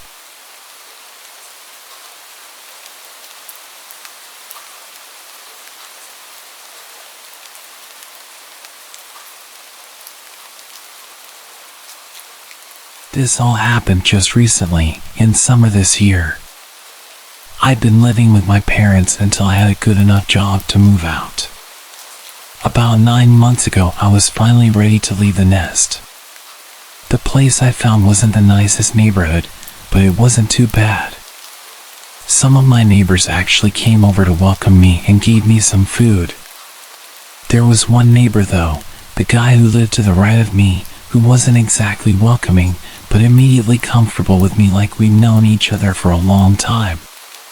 He'd see me leaving for work in the morning and run out of his house to tell me random stories, like how the last neighbor used to always turn the bathroom light on at 3 a.m. and leave it on all night. Or that they would sunbathe in the garden for 5 hours sometimes. It was all very random, boring facts, and I'd barely get a chance to react to his stories before he was asking me intrusive questions. Like, why did you leave for 83 minutes last night? It's worth noting that his voice was a bit odd. He spoke with a very particular inflection every time he'd say something. Like an enthusiastic nerd, if that makes sense. Sometimes it made his statements sound like accusations, and sometimes it made them sound like questions, but my response to his comments were never really met with conversation. I would kind of laugh it off and just give him a short answer, like, I had to grab some groceries for tomorrow. But he'd be really quick to interrupt and remind me that the last neighbor never took 83 minutes to grab groceries. And he'd say it with an almost accusatory tone. Like what I was saying was ridiculous. I assumed he was just a bit odd and didn't call him out on his intrusive questions too much. This continued for weeks. He'd either run out to come and question me about my day-to-day activity, or he'd come knocking at random hours to tell me facts about my life. He would tell me that he noticed that I left at 8:33 this morning instead of the usual 8:26. I had different ways of reacting to this, sometimes thanking him for letting me know, sometimes being rather dismissive, but always friendly. He was never interested in any other kind of conversation. He'd tell me his observations and then leave. The months went by, and his behavior continued. Almost every day he'd stop me in the morning or come knocking to tell me something about his observations. He seemed harmless, so I just let him do his thing. One evening while I was going for drinks across the road, I asked my neighbor if she ever had any issues with him. She paused almost immediately and looked at me with a serious expression. What happened? She seemed really worried when she asked me. I explained to her that he would approach me constantly to tell me that he'd seen me turning on specific lights in the house at night, or that he'd point out changes in my usual routine. Nothing terrifying, but still creepy. At this point, she turned the music off and put her glass down. You need to be careful around him. She seemed disturbed, like I triggered a repressed memory. The people who lived in that house before you were so sweet. I can't prove it, but I know that they're gone because of him. Gone? What did she mean gone? I pushed her to tell me more, but she apologized and turned the music back on and changed the subject, ending the conversation. She did stop at one point to just make sure I locked my doors and not to invite him in at any point. That night, as I made my way back home, I watched his house closely as I crossed the road. It was noticeably dark. I never really paid it much attention, but I don't think I ever saw his lights on after dark. Whereas every other house on the street had at least a few lights in different rooms. I got to my door and paused. I looked towards his house one more time. I saw exactly what I was hoping not to. A glimpse of light. He was peeking at me. How long had he been watching the neighbor's house to know that I was over there? Was this all he did? Watch me? I went inside and remembered what my neighbor said. How often did I not even think about locking the door? Honestly, I think most nights I wouldn't even check. I clicked the lock and made my way to the back door. I took the key from the side and made sure it was locked. I put the key back in its usual place and made my way upstairs. As I dressed down into my underwear and made my way under my covers, I reached over it and turned off the lamp. It had been a long night, so I started to drift off quite fast. Did I hear that? Was that knocking?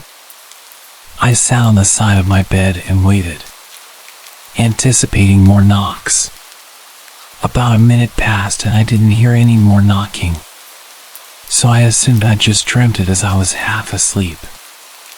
I lay back onto my bed and closed my eyes once again. No, I definitely heard something.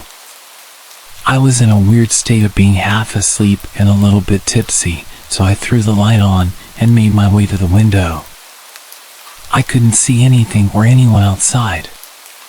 The sound of me opening my window was loud enough for any visitor to hear. I called out into the darkness, asking if anyone was there. At this point, any normal person would step into view and show themselves, but nobody reacted. Nothing. I know that someone was knocking. I threw on my dressing gown and made my way downstairs. I went straight to the front door. It had shaded glass that let me see partially through it. There was clearly a figure standing in front of the door. I was freaking out, but I was also angry. I didn't even consider the danger. I started fumbling with the lock and threw the door open. You left your house for 157 minutes. What the hell? I snapped. This was the latest he ever visited. Everything about his behavior had really annoyed me. The fact that I called out of the window and he didn't respond and instead stood with his nose practically touching my front door. Why did you feel the need to tell me that? At this late in the night. I was falling asleep. You've been out very late. I know that. I'm an adult. I'm allowed to go out late. I realized I was reacting to his accusatory tone. Is that all? You wanted to tell me I'd been out late? He started to just walk away, back to his house. I yelled to him that I didn't want him to knock on my door again. He didn't react, just kept walking towards his house and went inside. I'd tolerated his weirdness for long enough. I convinced myself I wouldn't let him commentate my life schedule anymore, and that next time he talks to me I was going to tell him I don't care and just keep walking. I closed the door and went straight back to bed, still frustrated with how intrusive and weird he was. I closed my eyes and imagined what I would say to him the next time I saw him. I felt really tired and had no problems getting back to sleep. As expected, I had the weirdest dream. Whenever I'd had a few drinks, I'd always have such vivid dreams. I could hear that damn gentle knocking. I didn't jolt awake this time. I almost convinced my subconscious dream state to ignore the imaginary knocking. But I was fully aware of every creepy little thing that was happening. I started wondering if I'd locked the door. I knew I'd locked it earlier, but did I lock it after I opened it again to confront him? I couldn't remember. I hated how realistic my dreams were. Of all the scenarios I could think about, did I really have to imagine him breaking into my house and walking up my stairs? I feel like I'd never been so consciously aware during any of my dreams. I was dreaming that I was locked in place, sleeping on my side, with my back to the door. His breathing sounded so real. If it wasn't for the alcohol in my system, I would have definitely woken up. This was by far the creepiest dream I ever had. I dreamt that he was climbing into bed with me, wrapping his arm around my waist and playing with my hair. I felt absolutely disgusted, but the soft touches also felt relaxing and pushed me deeper into the dream. I was urging myself to wake up at this point. My mind kept racing back to the thought that I actually hadn't locked the door. I needed to get up. His breathing was so intense. It felt so real. His touch felt real. This was unlike any dream I'd ever had. I was urging myself to wake up. I felt paralyzed. Wake up. Wake the hell up. My eyes finally opened and I could still feel his touch. Why didn't you lock the door? I jumped up. His voice immediately jolted me awake. He was in my bed. I screamed and ran straight down the stairs and out into the night. I was still screaming as I ran across the road and started banging on my neighbor's door. I was freezing, only wearing my underwear and completely barefoot. I banged aggressively on her door and shouted her name until she came down. She opened the door in a daze and I pushed my way in. I frantically explained what had happened whilst begging her to lock the door and call the police. We watched out of the window. My front door was wide open, just as I'd left it. The cops were on their way and my friend was comforting me as I got into some of her clothes and told her all of the details. Minutes passed as we stared out of that window. My friend asked if I was sure he was there and it wasn't just a bad dream. I started to doubt myself when we didn't see him leaving. I wasn't the sensitive type. I wouldn't make up that whole scenario out of fear. I had a vivid memory of him lying in bed with me and touching me and talking to me. It was real. I know it was. The cops showed up after about 15 minutes and started to enter the house, guns drawn. We watched intently, waiting for them to bring him out in cuffs. They were in there for quite a while and I started to think that he'd locked himself in my room or something. After what felt like forever, the cops started to leave my house. They were alone. He wasn't with them. I couldn't believe it. I was not crazy. He was in my house. I know he was. I made my way outside to speak to the cops and ask where he was, but they confirmed that they found nothing and searched everywhere. I frantically told them that I was not going back into that house with him still in there. That's when the worst thing that could have happened. He walked out of his house. He stood there, just watching. I was freaking out, demanding that they arrest him and insisting that he was in my house. His expression didn't change, he didn't even flinch. He just turned and walked back inside. Yes, I was drunk and I was pretty emotional at this point, but I couldn't believe that they didn't listen to me. They told me that they'd searched the entire place and there was no intruder. They said that the person who I claimed was an intruder was clearly in their own home, so I should just go inside and get some sleep. There were no signs of forced entry and no damage or evidence of an intruder, so there was nothing they could do. After a while of me practically begging them to at least go and interview him, one officer did go over and speak to him, but it seemed like a very short conversation. He confirmed that he did come over initially to check on me, as I looked drunk, but then went straight home. I was furious, but also terrified. I eventually went back inside and searched the house for any evidence that he was there. I was almost starting to doubt myself until I checked the back door. It was unlocked, and the key was still in the door. I never left the key in the door, ever. He'd left through the back whilst I was hiding across the street. He'd been in my house and there was nothing I could do about it. I made my way upstairs after properly locking every door. The sick freak had made my bed. It was perfectly tidy and the covers and pillows were placed perfectly. He didn't even rush out after I woke up. He just tidied my bed and then left through the back door. I climbed in and tried to fall asleep, but there was an overwhelming musky smell. His unwashed body had tainted my covers and his odor lingered all over my room. It took me hours to replace all of my bedding and finally get to sleep. The next morning I couldn't shake the feeling of being violated, but I also doubted the whole night. The police had been inside my house, a bunch of men in heavy uniform. That could explain the smell. The key being in the back door, maybe they were checking to see if it was the right key for that lock, confirming that nobody had stolen it. Even the tiny pillows had an explanation.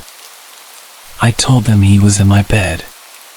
So it makes sense that they'd throw my bedding onto the floor if they were looking for him, and then maybe one of them just put it back and tidied it up for me. I followed my usual morning routine, and then at 8:30 as I approached my front door, I took a deep breath, anticipating his presence. I left my house and headed towards the road, looking in his direction as soon as I stepped outside. There he was, walking out of his house to greet me. Like clockwork. I froze and tensed up, ready to scream or punch him if he got too close. You're running 3 minutes later than usual. Did you remember to lock your door this time?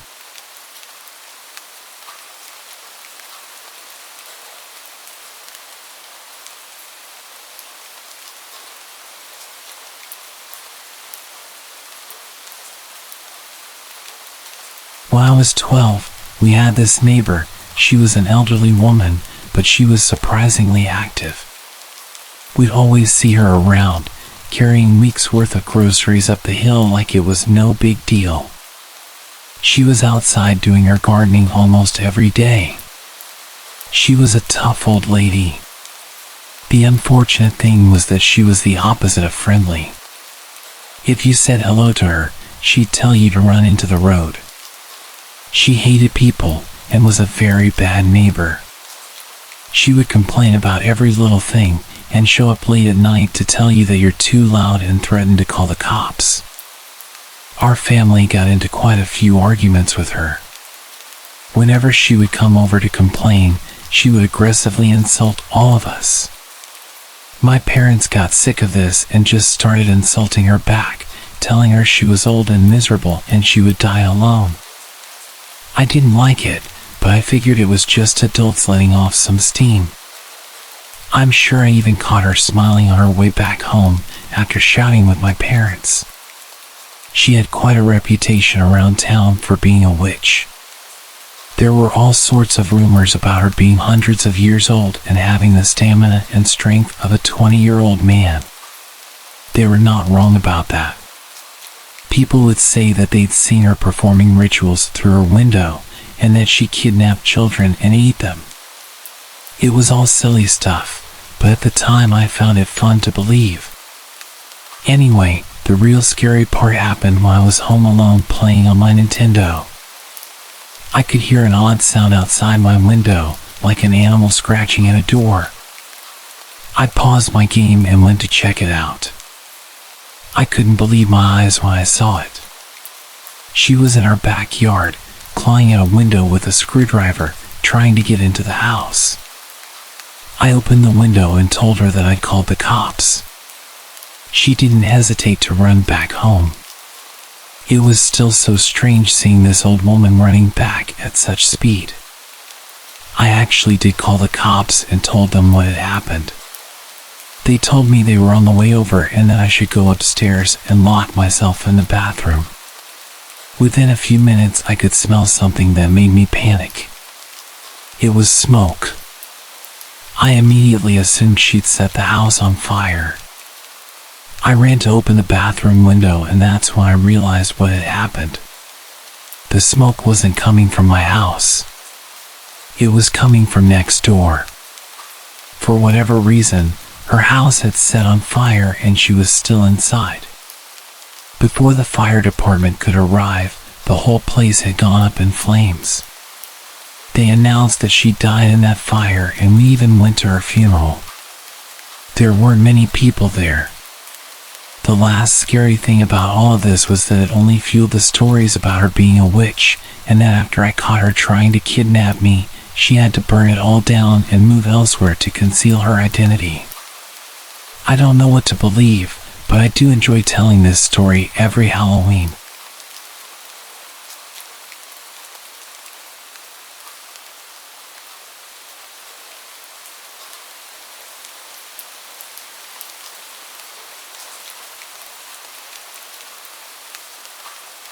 My neighbor is very weird. He never waves and has a permanent sneer on his face. When we moved in, we were told that he was on a certain bad list and that we should call the cops if we see him with kids. One day, he randomly knocked on our door. I'd never spoken to him before, and without even introducing himself properly, he proceeds to launch into his explanation of the reason that he's on the registry. Basically, he claims that he accidentally hurt some kid in a locker room while they both happened to not be wearing any clothes. He says it was plain old vanilla assault where both parties just happened to be in their birthday suits. He repeated multiple times that he is absolutely not into children. Then he left without even letting me talk. That was literally my first introduction to him, other than the notification about him when we first arrived. And that wasn't even the creepiest thing about him. At some point, he started building a sign in front of his house. Not like a little poster. It's professionally printed on metal and mounted on two huge posts, like the ones you see outside a store or along the highway. The sign is a picture of a puppy and a long rambling story about how someone ran over his dog on this road 10 years ago. But it's written in a way where he seems to accuse the neighborhood of murdering his dog. Next to this sign, covering his entire fence, is an enormous banner saying, "We miss you." I don't know why it says that, since he lives alone. And finally, an even larger picture of the puppy, which isn't necessary, because directly in front of the banner, sitting on a folding card table, is the actual puppy. He must have had the dog stuffed when it was ran over. I could see from my window that he would hide behind his fence for literally hours, peeking at the puppy on the table, as if he were waiting for someone to mess with it. He did this for days, until finally bringing the stuffed animal inside. The puppy and the banner disappeared, but the metal sign was permanent. It stayed up for years, until a storm ripped it down. I always wondered what he does with the dog. Did it stay in a closet, or does he keep it out in his house? Well, one day I got my answer. I have a friend who does construction, and funnily enough, he was hired by the creepy neighbor to build a shed. Without even asking, he tells me that the guy keeps an ugly stuffed puppy in the living room like a piece of furniture, and then he talks to it constantly. There were plenty of other creepy things, but the big puppy shrine was the most notable. I never did see him with any children, but I'm constantly on the lookout.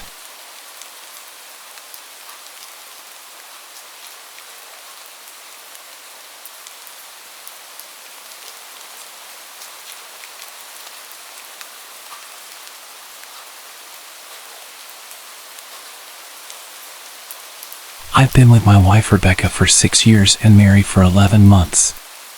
Our entire history together has been very normal, and never once have I noticed any weird behaviors or red flags. I can't stress enough how out of character this whole thing has been. She doesn't even like watching horror movies. When we first started dating, she agreed to watch The Shining with me because she knew how much I loved horror. She was so scared that she didn't even make it through half of the movie before we had to turn it off. She isn't into anything creepy, and has never been into pranks, and that's fine. But that's what was so strange about this. It's just so unlike her. I should also add that she never had any mental health issues, and as far as I'm aware, it doesn't run in her family. I know some people are able to hide their mental health problems, but in the 6 years we've been together, I think I have seen some sort of sign. 2 months ago, I was in the kitchen making myself some coffee. I was running a bit late that morning and knew I wouldn't be able to grab some food on the way to work. I took a sip of my coffee as I hurried down the hall towards the front door, when I happened to notice Rebecca peeking at me from around the corner ahead of me. I could only see her eyes, and a strand of her long dark hair hanging against the wall. The rest of her body was concealed behind the corner. I nearly spilled my coffee when I saw her. "What the hell, Rebecca?" I said, wiping a few drops of coffee from my pants. "You scared the hell out of me." She immediately popped out of view like a little kid that had been caught. I heard her scurry off towards the living room, and by the time I got to the front door, she was out of sight. It was really weird, and just totally out of character for her, like I said. But I also found it kind of funny that she was being more playful and a little less serious. I shouted that I loved her and called her crazy. As I shut the door behind me, I heard her laughing. Her behavior was a bit odd, but it certainly wasn't something to call a priest over.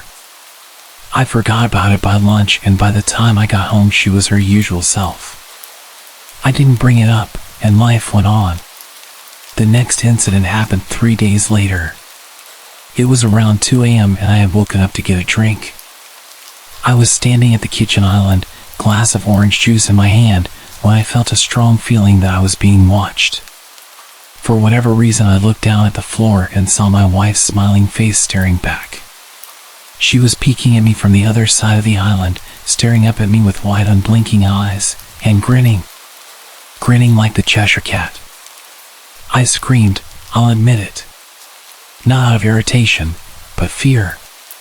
For some reason at that moment I was scared. At the sound of my scream, she scurried backwards out of my view, her hands and feet smacking the tile floor as she hurried out of the kitchen on all fours. I didn't run after her, or even shout. I just stood there frozen in shock, wondering what the hell had possessed her to do that. It took me a little longer than I'd like to admit to go back upstairs, but I eventually did. When I got to our bedroom, Rebecca was lying on her side asleep. Or at least pretending to. I stood there for a while, watching her breathing, to be sure she really was asleep. I had the feeling she might jump out at me the moment I got into bed. I climbed in, and she didn't even move. Her breathing was soft, and I was starting to wonder if I'd dreamt the whole thing. The next morning, I waited for her to come down for coffee, and after handing her a mug and kissing her cheek, I decided to ask her about it. What was that about last night? I was keeping my tone light so I didn't offend or embarrass her. She frowned over her cup of coffee, shaking her head like she had no clue what I was referring to. You were peeking at me again. From over there, I said, pointing to the spot on the floor by the kitchen island. She followed my gaze, and when she looked back at me, she burst out laughing. She laughed so hard that I couldn't help joining in. You creep me out sometimes, you know that? She laughed at what I'd said and wrapped her arms around my neck. You creep me out all the time, so I guess we're even. We said our goodbyes and left for work. As I drove, I kept thinking about how creepy it had been seeing her grinning at me from behind the island like that. The sounds her hands made on the floor as she crawled away. I told myself she was just trying to be silly. Just trying to join me in my love of all things horror. It's not like I was afraid of her. But it still didn't sit right. I started seeing her peeking at me more and more. Sometimes she'd be peeking out from behind the couch or living room curtains. Once she even managed to get inside her grandmother's old trunk that sits at the foot of her bed. I might not have even known she was there if the trunk's old hinges had not given her away. She had the lid propped up just enough so that only half of her face peeked out.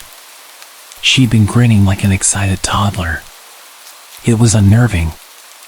I didn't even know what to say to her. All I could do was stare. When I finally found my voice, I asked her why on earth was she doing this. She didn't answer, but she had slowly closed the lid, shutting herself inside the trunk.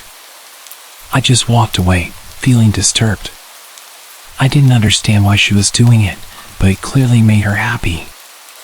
I just hoped she would tire of the game quickly. Rebecca didn't peek at me for the next 2 weeks. I started to think she was done with her weird prank, and I was relieved. We were watching a show on Netflix one night, and I jokingly said that I hadn't seen her peeking at me lately, and that she must have given up on her game. She looked up at me with a small smile and said, "Maybe I've just gotten better at it." I didn't say anything, but I wondered whether or not she was joking. For the next few days, I couldn't stop thinking about what she'd said. Was she still peeking at me when I wasn't looking and I just hadn't noticed? And if so, what the hell was she getting out of this? I started to feel paranoid, constantly checking whether she was watching from around the corner or behind a door. I was jumpy whenever I was home and she wasn't in full view of me. I felt stupid and a little crazy. But after a few weeks without another incident, I began to relax. I stopped checking behind furniture and walls and told myself it was just a bad memory. Then a few days ago things got so much worse. Rebecca left to go to a friend's, and I lounged on the couch and played a couple games on my laptop. Around 9 p.m. I hopped in the shower, and as I was washing the soap from my hair, I felt that awful feeling that I was being watched. I slowly opened my eyes and almost had a heart attack. Rebecca was peeking from behind the shower curtain, her entire head stretched into the shower, leaving just her body outside. Her long dark hair hung against the curtain, the ends dripping with water. Her mouth hung open in a terrible grin, eyes wide open and red, as if she hadn't blinked in a while. I screamed and jumped back against the wall. She didn't move, nor did her smile waver. Her makeup ran down her cheeks in 2 black streaks. She looked giddy and completely deranged. I was terrified. We stood like that for a few moments, neither of us saying a word. Finally, after what felt like forever, she slowly pulled her head back out of the shower, and I watched her blurry figure through the curtain as she moved backwards towards the bathroom door. A second later, the bathroom door slammed shut, hard enough to rattle the mirror. I screamed again and jumped out of the shower to lock the door. I stayed inside the bathroom for over an hour. Maybe I overreacted, but joke or not, I wasn't going to put up with the craziness anymore. That's what I kept telling myself as I paced in my bathroom, stopping to listen at the door every few minutes. Suddenly I heard a muffled sound, and I pressed my ear against the bathroom door, straining to listen. I couldn't hear anything, but I envisioned Rebecca standing on the other side of the door, giggling at her joke. I felt a surge of anger. I was beyond annoyed at being made to feel scared in my own house, and having to hide in the bathroom for an hour. All for what? If it was a joke, it was an awful one. What the hell, Rebecca? I snapped. This is getting really annoying. I waited for her to apologize, or to call me a jerk. But instead, I heard a faint moan. So quiet, I wondered if I heard it at all. And then complete silence. Rebecca? I called out, not able to even hide the shakiness in my voice. I got no response. Just my own heavy breathing. I swear to God, just stop it. I yelled at her, pounding my fist on the door. I waited for her to cuss me out, something I would expect from me talking to her like that. I never screamed at her before.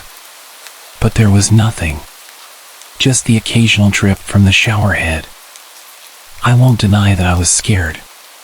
Too afraid to open the damn door and face my own wife.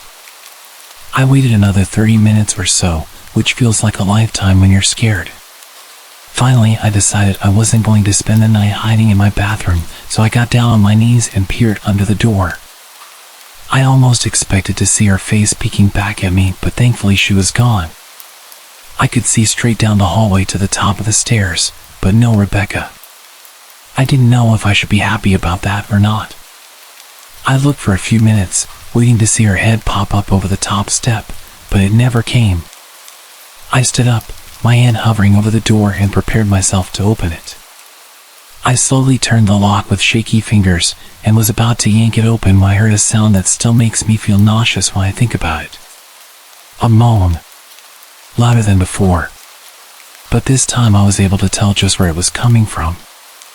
I turned my head to the closet door as if in slow motion and locked eyes with my wife, who was peeking out at me from the slight gap.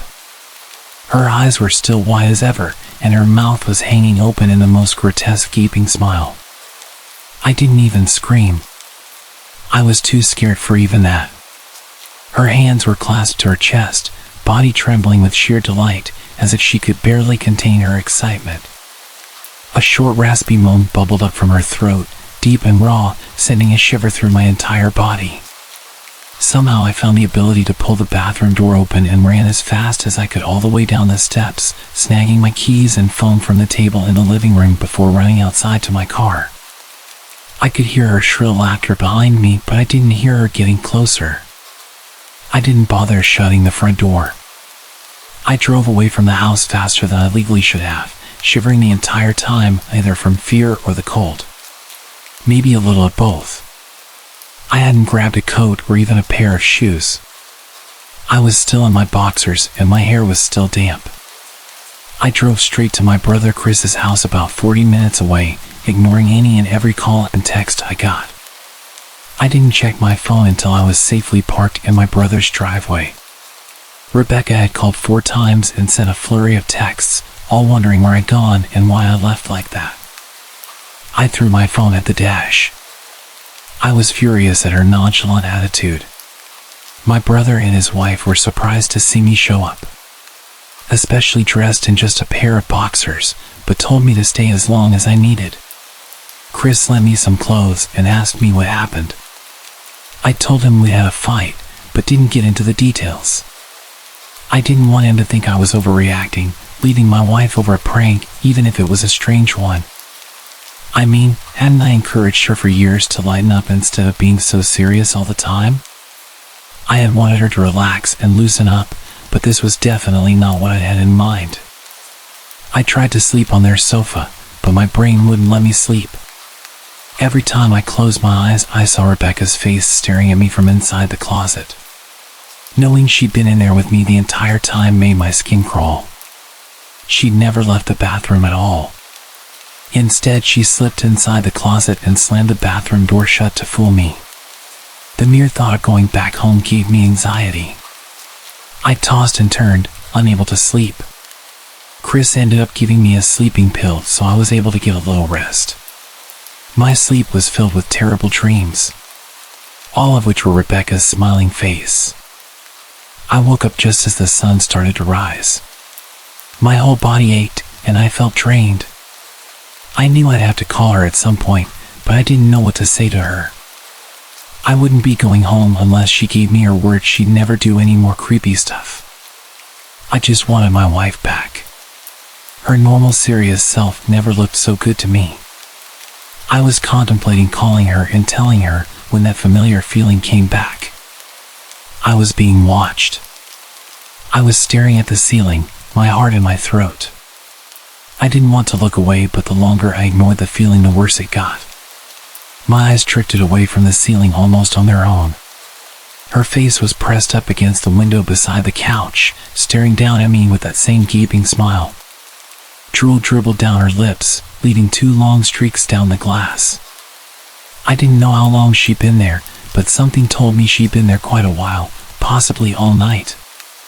I didn't bother screaming, though I was afraid anger trumped any fear I felt at that moment. I jumped up from the couch and pounded my palm against the glass. "Rebecca, are you crazy? What the hell is wrong with you? Just go home. Now." She didn't move, and her ghastly expression never changed. If anything, her smile only grew, as if she had never been more elated. I could hear Chris and his wife moving around upstairs. As if Rebecca could hear them from her place outside, her head twitched slightly in their direction, and she began to close her mouth slowly. Chris called my name from upstairs, obviously concerned. I turned around to see him running down the stairs. When I turned back to the window, Rebecca had disappeared. The only sign she'd been there at all was the 2 streaks of drool still dripping down the glass. I tried explaining to Chris and Jess about waking up to see Rebecca watching me through their window. They were skeptical. We went outside to the spot in front of the window, but there were no footprints in the dirt, just a slight indent. Animal probably, Chris guessed, and I didn't argue. He and Jess assumed I dreamt the entire episode, but they didn't understand, and I was too tired to explain it to them. I called out of work that day and turned my phone off. I didn't want to face Rebecca. Just talking to her was too much for me at that point. I really started to believe something was irreversibly wrong with her. That no matter what promises she made, we'd never be the same again. The thought saddened me to my core. I cried most of the morning. By noon, I figured I was ready to confront her. Give her one last chance to explain herself. I could at least give her that after 6 years, I told myself. I turned my phone on and saw the dozens of texts she'd sent, all from a seemingly concerned wife. Can we talk? I love you. Please call me. I'm really worried. Can you answer? Just come home. And more of the same. All texts telling me she loved me and she wanted me home. How worried she was. Not a damn one addressing the crazy crap she pulled. Like she hadn't been acting like a character from a Stephen King book. Even her texts were different. She normally texted novels just to tell me to pick up a loaf of bread. You'd think she'd have more to say to me after her bizarre shenanigans. I know it probably seems childish to some of you who are miles away from this situation. But if you saw the way Rebecca had looked at me, how she scampered away on all fours like some wild animal, grinning at me from inside the closet like a lunatic, then I think you'd find my reaction was warranted. I ended up staying with them for another night. I didn't wake up yesterday until afternoon, and thankfully I didn't see Rebecca's face watching me through the window. I don't want to pry, because it's not my place. But is this fight something that can be mended? Jess was asking me about the situation. She made us both a sandwich for lunch, and I knew she wanted to breach the subject without seeming to be nosy. I don't know, she's like a different person. I chose my words carefully. I still wasn't ready for her or my brother to know the full extent of the craziness I had been dealing with. People change, but she's still the same woman you married. Maybe you both just need to talk through your issues. Whatever's going on, I'm sure it can be fixed. I think it's beyond that now. I don't think talking would help. I just don't trust her. The words stung in my heart. I missed and loved my wife. But how could I live with someone like that? Living in constant fear didn't sound too appealing. Rebecca loves you. She has to be absolutely crushed. I don't know about that. Well, she certainly seemed like it. I've never seen her so upset. It took a full minute for me to realize what she just said. And when I did, I felt dread rush over my body. Wait, what do you mean? You saw her? You saw Rebecca? I asked with my mouth suddenly feeling very dry. Jess nodded casually as if that fact was a nightmare fuel. Maybe for her it wasn't, but for me it was. She stopped by this morning just after Chris left for work. I didn't see her car though. Maybe she took an Uber or something. What did she say? Did she come inside? Sweat started to break out on my forehead. I began looking around, examining corners as though a predator lurked behind them. No, she just asked if you were awake yet, and I said that you weren't. I asked if she wanted me to wake you, but she said no. Just said to let you sleep. That's all. She didn't say anything else? No, she looked awful though. Like she hadn't slept in days. I think you should call her. I got from the table and thanked Jess for lunch. I felt a little bit better at the knowledge that at least she hadn't come inside. Still, I needed to double check that the doors were locked. I sat for a while trying to figure out what to do next. I didn't want to go home, but I felt that I owed it to Rebecca to help her if I could. Hadn't I sworn an oath to love and honor her through sickness and in health? Clearly she was very sick. If she was sick, which I truly believed she was, I had to try and get her the help she needed. But I didn't even know where to start. I didn't want to call the police, and besides, what the hell was I going to tell them? That my wife was peeking at me? That she was being creepy? As bizarre as she'd been, she still hadn't committed any crime. Not yet anyway. The police would have probably said that I was overreacting. But this wasn't some prank. It felt wrong. Dangerous. Like something sinister lurked beneath her smile. I knew as her husband I was well within my rights to have her committed, but what if she simply acted normal in their presence? She'd obviously been able to fool Jess into thinking she was just a concerned wife. As long as the doctors didn't find her a danger to herself or others, they'd have no choice but to release her after 72 hours. I felt lost and overwhelmed. So I did what any husband in my position would do. I called her mother. I didn't want to, believe me. We were never on the best of terms. We never fought or anything like that. She just wasn't a very warm person and wasn't very easy to get along with. She hardly ever smiled, and when she did, only her lips would move into a thin-lipped smile, leaving her eyes as blank as before. She gave off this aura that felt like she was permanently on the offensive. I'd only met her twice, and both times were very short. I got the impression she didn't approve of me for her daughter. Rebecca always ushered us out quickly, as she didn't want me to feel uncomfortable, which I was grateful for. Being in her mother's company felt almost unbearable, like walking on glass.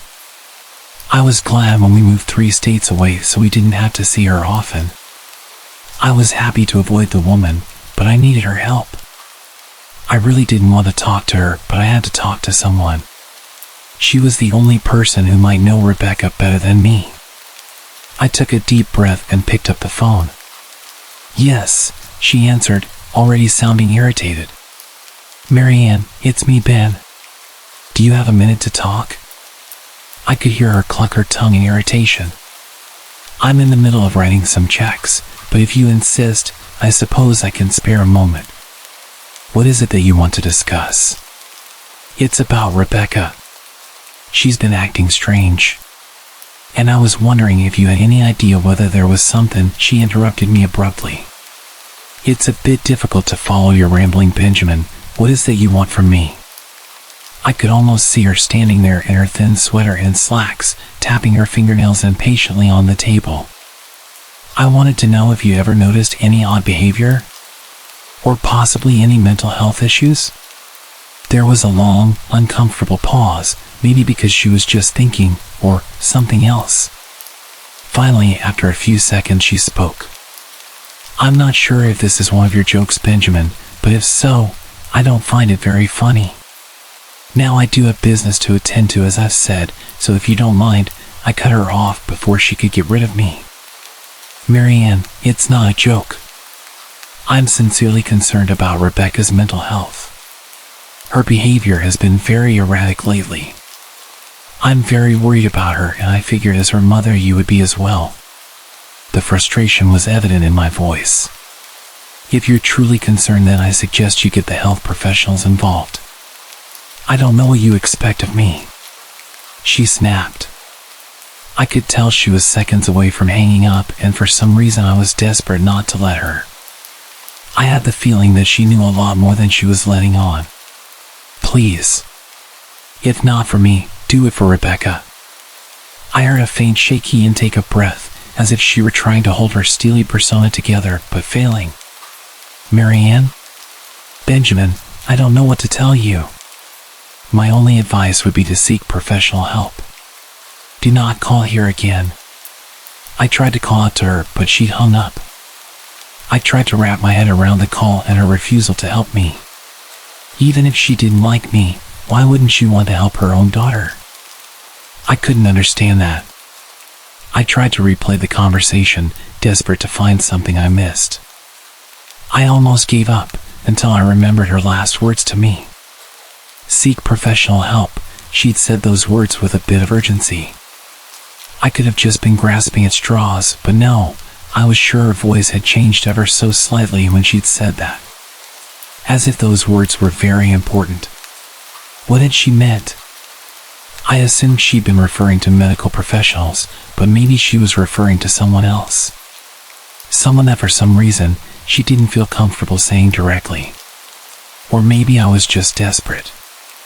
I waited for Chris to get home, and after a very long and exhausting conversation, I convinced them that Rebecca truly needed psychiatric help.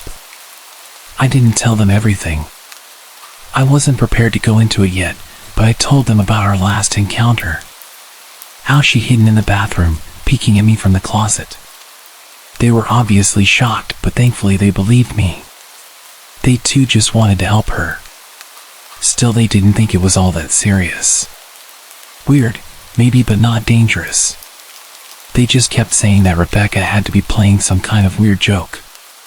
Maybe for YouTube? Jess offered, if only half-heartedly. Chris didn't think we should involve the police just yet. He offered instead to go with me, and I readily accepted.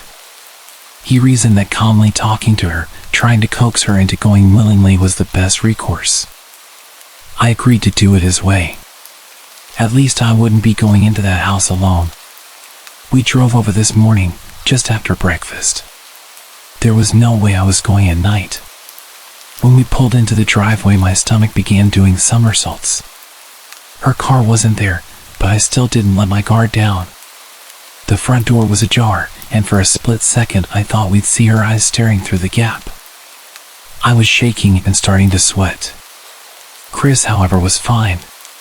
He waited for me to open the door, his hands in his pockets like he was going on a stroll through the park. I envied his ignorance. I pushed the door open and was immediately hit with the stench of rot. Chris smelled it too, and he walked in the house behind me with his nose scrunched up. My eyes were looking around for any signs of Rebecca. The house was deadly quiet and dark, despite being late in the morning. All the curtains were closed up tight, refusing to allow any sunlight inside. If I hadn't left just 2 days ago, I'd have thought the house to be abandoned. We moved through each room, carefully checking any place that she might hide, occasionally calling her name. "Why the hell are you looking under the couch? Aren't we looking for your wife?" He was looking at me like I was a moron. "Let's just go upstairs." He shook his head but followed me up the stairs to check the bathroom and spare bedroom. On the way up, my shoes crunched over pieces of glass that looked to be littered over a few of the steps. I noticed that one of our wedding portraits that hung on the wall along the staircase had been smashed. The frame hung crookedly, all the glass was removed.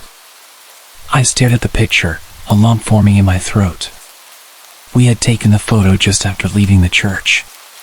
She looked so beautiful in her white gown. I looked at her beautiful face. I never dreamed her face would ever be a source of terror for me. We climbed the rest of the steps and checked the spare bedroom, but it looked completely untouched. I was hesitant to go into the bathroom, my fear from that night coming back to me all at once. Chris noticed and offered to go in by himself, but I couldn't let him do that. So we walked in together, checking the closet and the shower. The bathroom looked as if it hadn't been touched since the night I left. "I don't think she's here. Why don't you pack some clothes and we'll try coming back tomorrow or something?" I nodded and went into our bedroom and shoved some clothes into a duffel bag. When I checked inside our closet, I found the source of the smell. I immediately started gagging. Chris took one look and lost all color in his face. He had to go stand by the stairs to get away from the sight and smell. I gazed down in shock at what lay inside my bedroom closet. Soaking into the rug were at least a dozen eyeballs, all carefully laid out in pairs. Some were as large as a coin, while others were as tiny as a marble. I stared down at the eyes she collected from small animals, and I wondered how she'd gotten them. I shuddered at the thought. Man, I thought I had it bad with my wife's shoe addiction. "Yours is in here collecting eyeballs," Chris said whilst gagging. "Ben, I think we should go," he called from the hall. "I'm getting nauseous." I grabbed my duffel and shut the closet door. I stepped out into the hall and took a deep breath of air. I could taste the rotten smell on my tongue and I couldn't help but gag. Who the hell lines up eyeballs in their closet like that? I tried to tell you she needed help. She doesn't need help, Ben. She needs an exorcist. You coming or what? I can't stand the smell anymore. His words died in his throat, and his eyes grew wide with fear. I didn't ask him why. I could feel it. Someone was watching me, and I didn't think it was the eyes in the closet. I turned around, my eyes slowly scanning the bedroom. "Christ," I whispered, as I finally saw what we'd missed. Under the bed, curled on her side, watching us with the excitement of a kid on Christmas morning, was my wife. She held her hands together just under her chin, and they were shaking eagerly. Now that she knew she'd been found, I could hear the quiet noises she was making. A sort of hiccuping sound in her throat, as if the excitement was just too much for her. It was unnerving to say the least. Wide eyes, and that same huge smile. Everything in me told me to run, but I forced it away. This was my wife. No matter how twisted, she was still the woman I married. I had to help her. "Rebecca," I said softly. She didn't respond, but her head bobbed back and forth in 2 quick little movements as if she were nodding. "Baby, I just want to help, okay? Can you let me do that?" I had taken a single step forward, approaching her like some kind of dangerous animal. "I love you, Rebecca," I said softly, taking another step closer. She let a tiny moan escape her wide-open mouth, and I had to resist the urge to run. Her shoulders were starting to quiver, and her eyes grew as large as saucers. I crouched down so I could see her better, and immediately saw the blood. Her hands were covered in it. They trembled more the closer I got, as if she was barely able to contain herself. "Rebecca, are you hurt? You're bleeding." She bobbed her head again, her bloody fingers moving up and down as if playing an invisible piano. They occasionally grazed her chin, leaving smears of blood on her skin. I wanted to recoil in disgust. The smell that was coming off of her was revolting. I could feel the vomit trying to climb up my throat. Her lips were dry and stretched thin, blood seeping between the cracks. I knew she wouldn't come on her own, but I didn't want to leave her in the state she was in. I scooted closer and reached out to her. The excited hiccuping sounds got louder and her hands shook, fingers flexing. It was then that I could see the blood oozing from in between her fingers. "Oh my God, you're bleeding." Instinctively I reached out to take her hand, but before I could even touch her, her hand sprang out towards me. A sharp pain shot through my arm, and I fell back on my ass. My arm burned, and I could see the blood dripping down onto the carpet. I looked back at her in shock and saw her grinning madly, her fingers clutching a large shard of glass. "You all right in there?" Chris asked from behind me. I turned my head slightly and nodded to him, cradling my arm to my chest. When I turned back to face Rebecca, I saw that her focus had shifted. She wasn't looking at me anymore. And she wasn't smiling anymore either. She was staring past me, her eyes glaring at Chris the way a hungry lion might stare at an antelope. Her mouth was still hanging open, but it was twisted into a snarl. I got to my feet and began walking backwards down the hall, afraid to take my eyes off her. "Are you bleeding?" The moment the words left his mouth, Rebecca started fast scooting out from under the bed, the glass shard still in her fist. "Chris, run, go!" He must have been too afraid to move, because a second later I felt my back bump into him. He was still standing at the top of the stairs, staring at the horror that was my wife.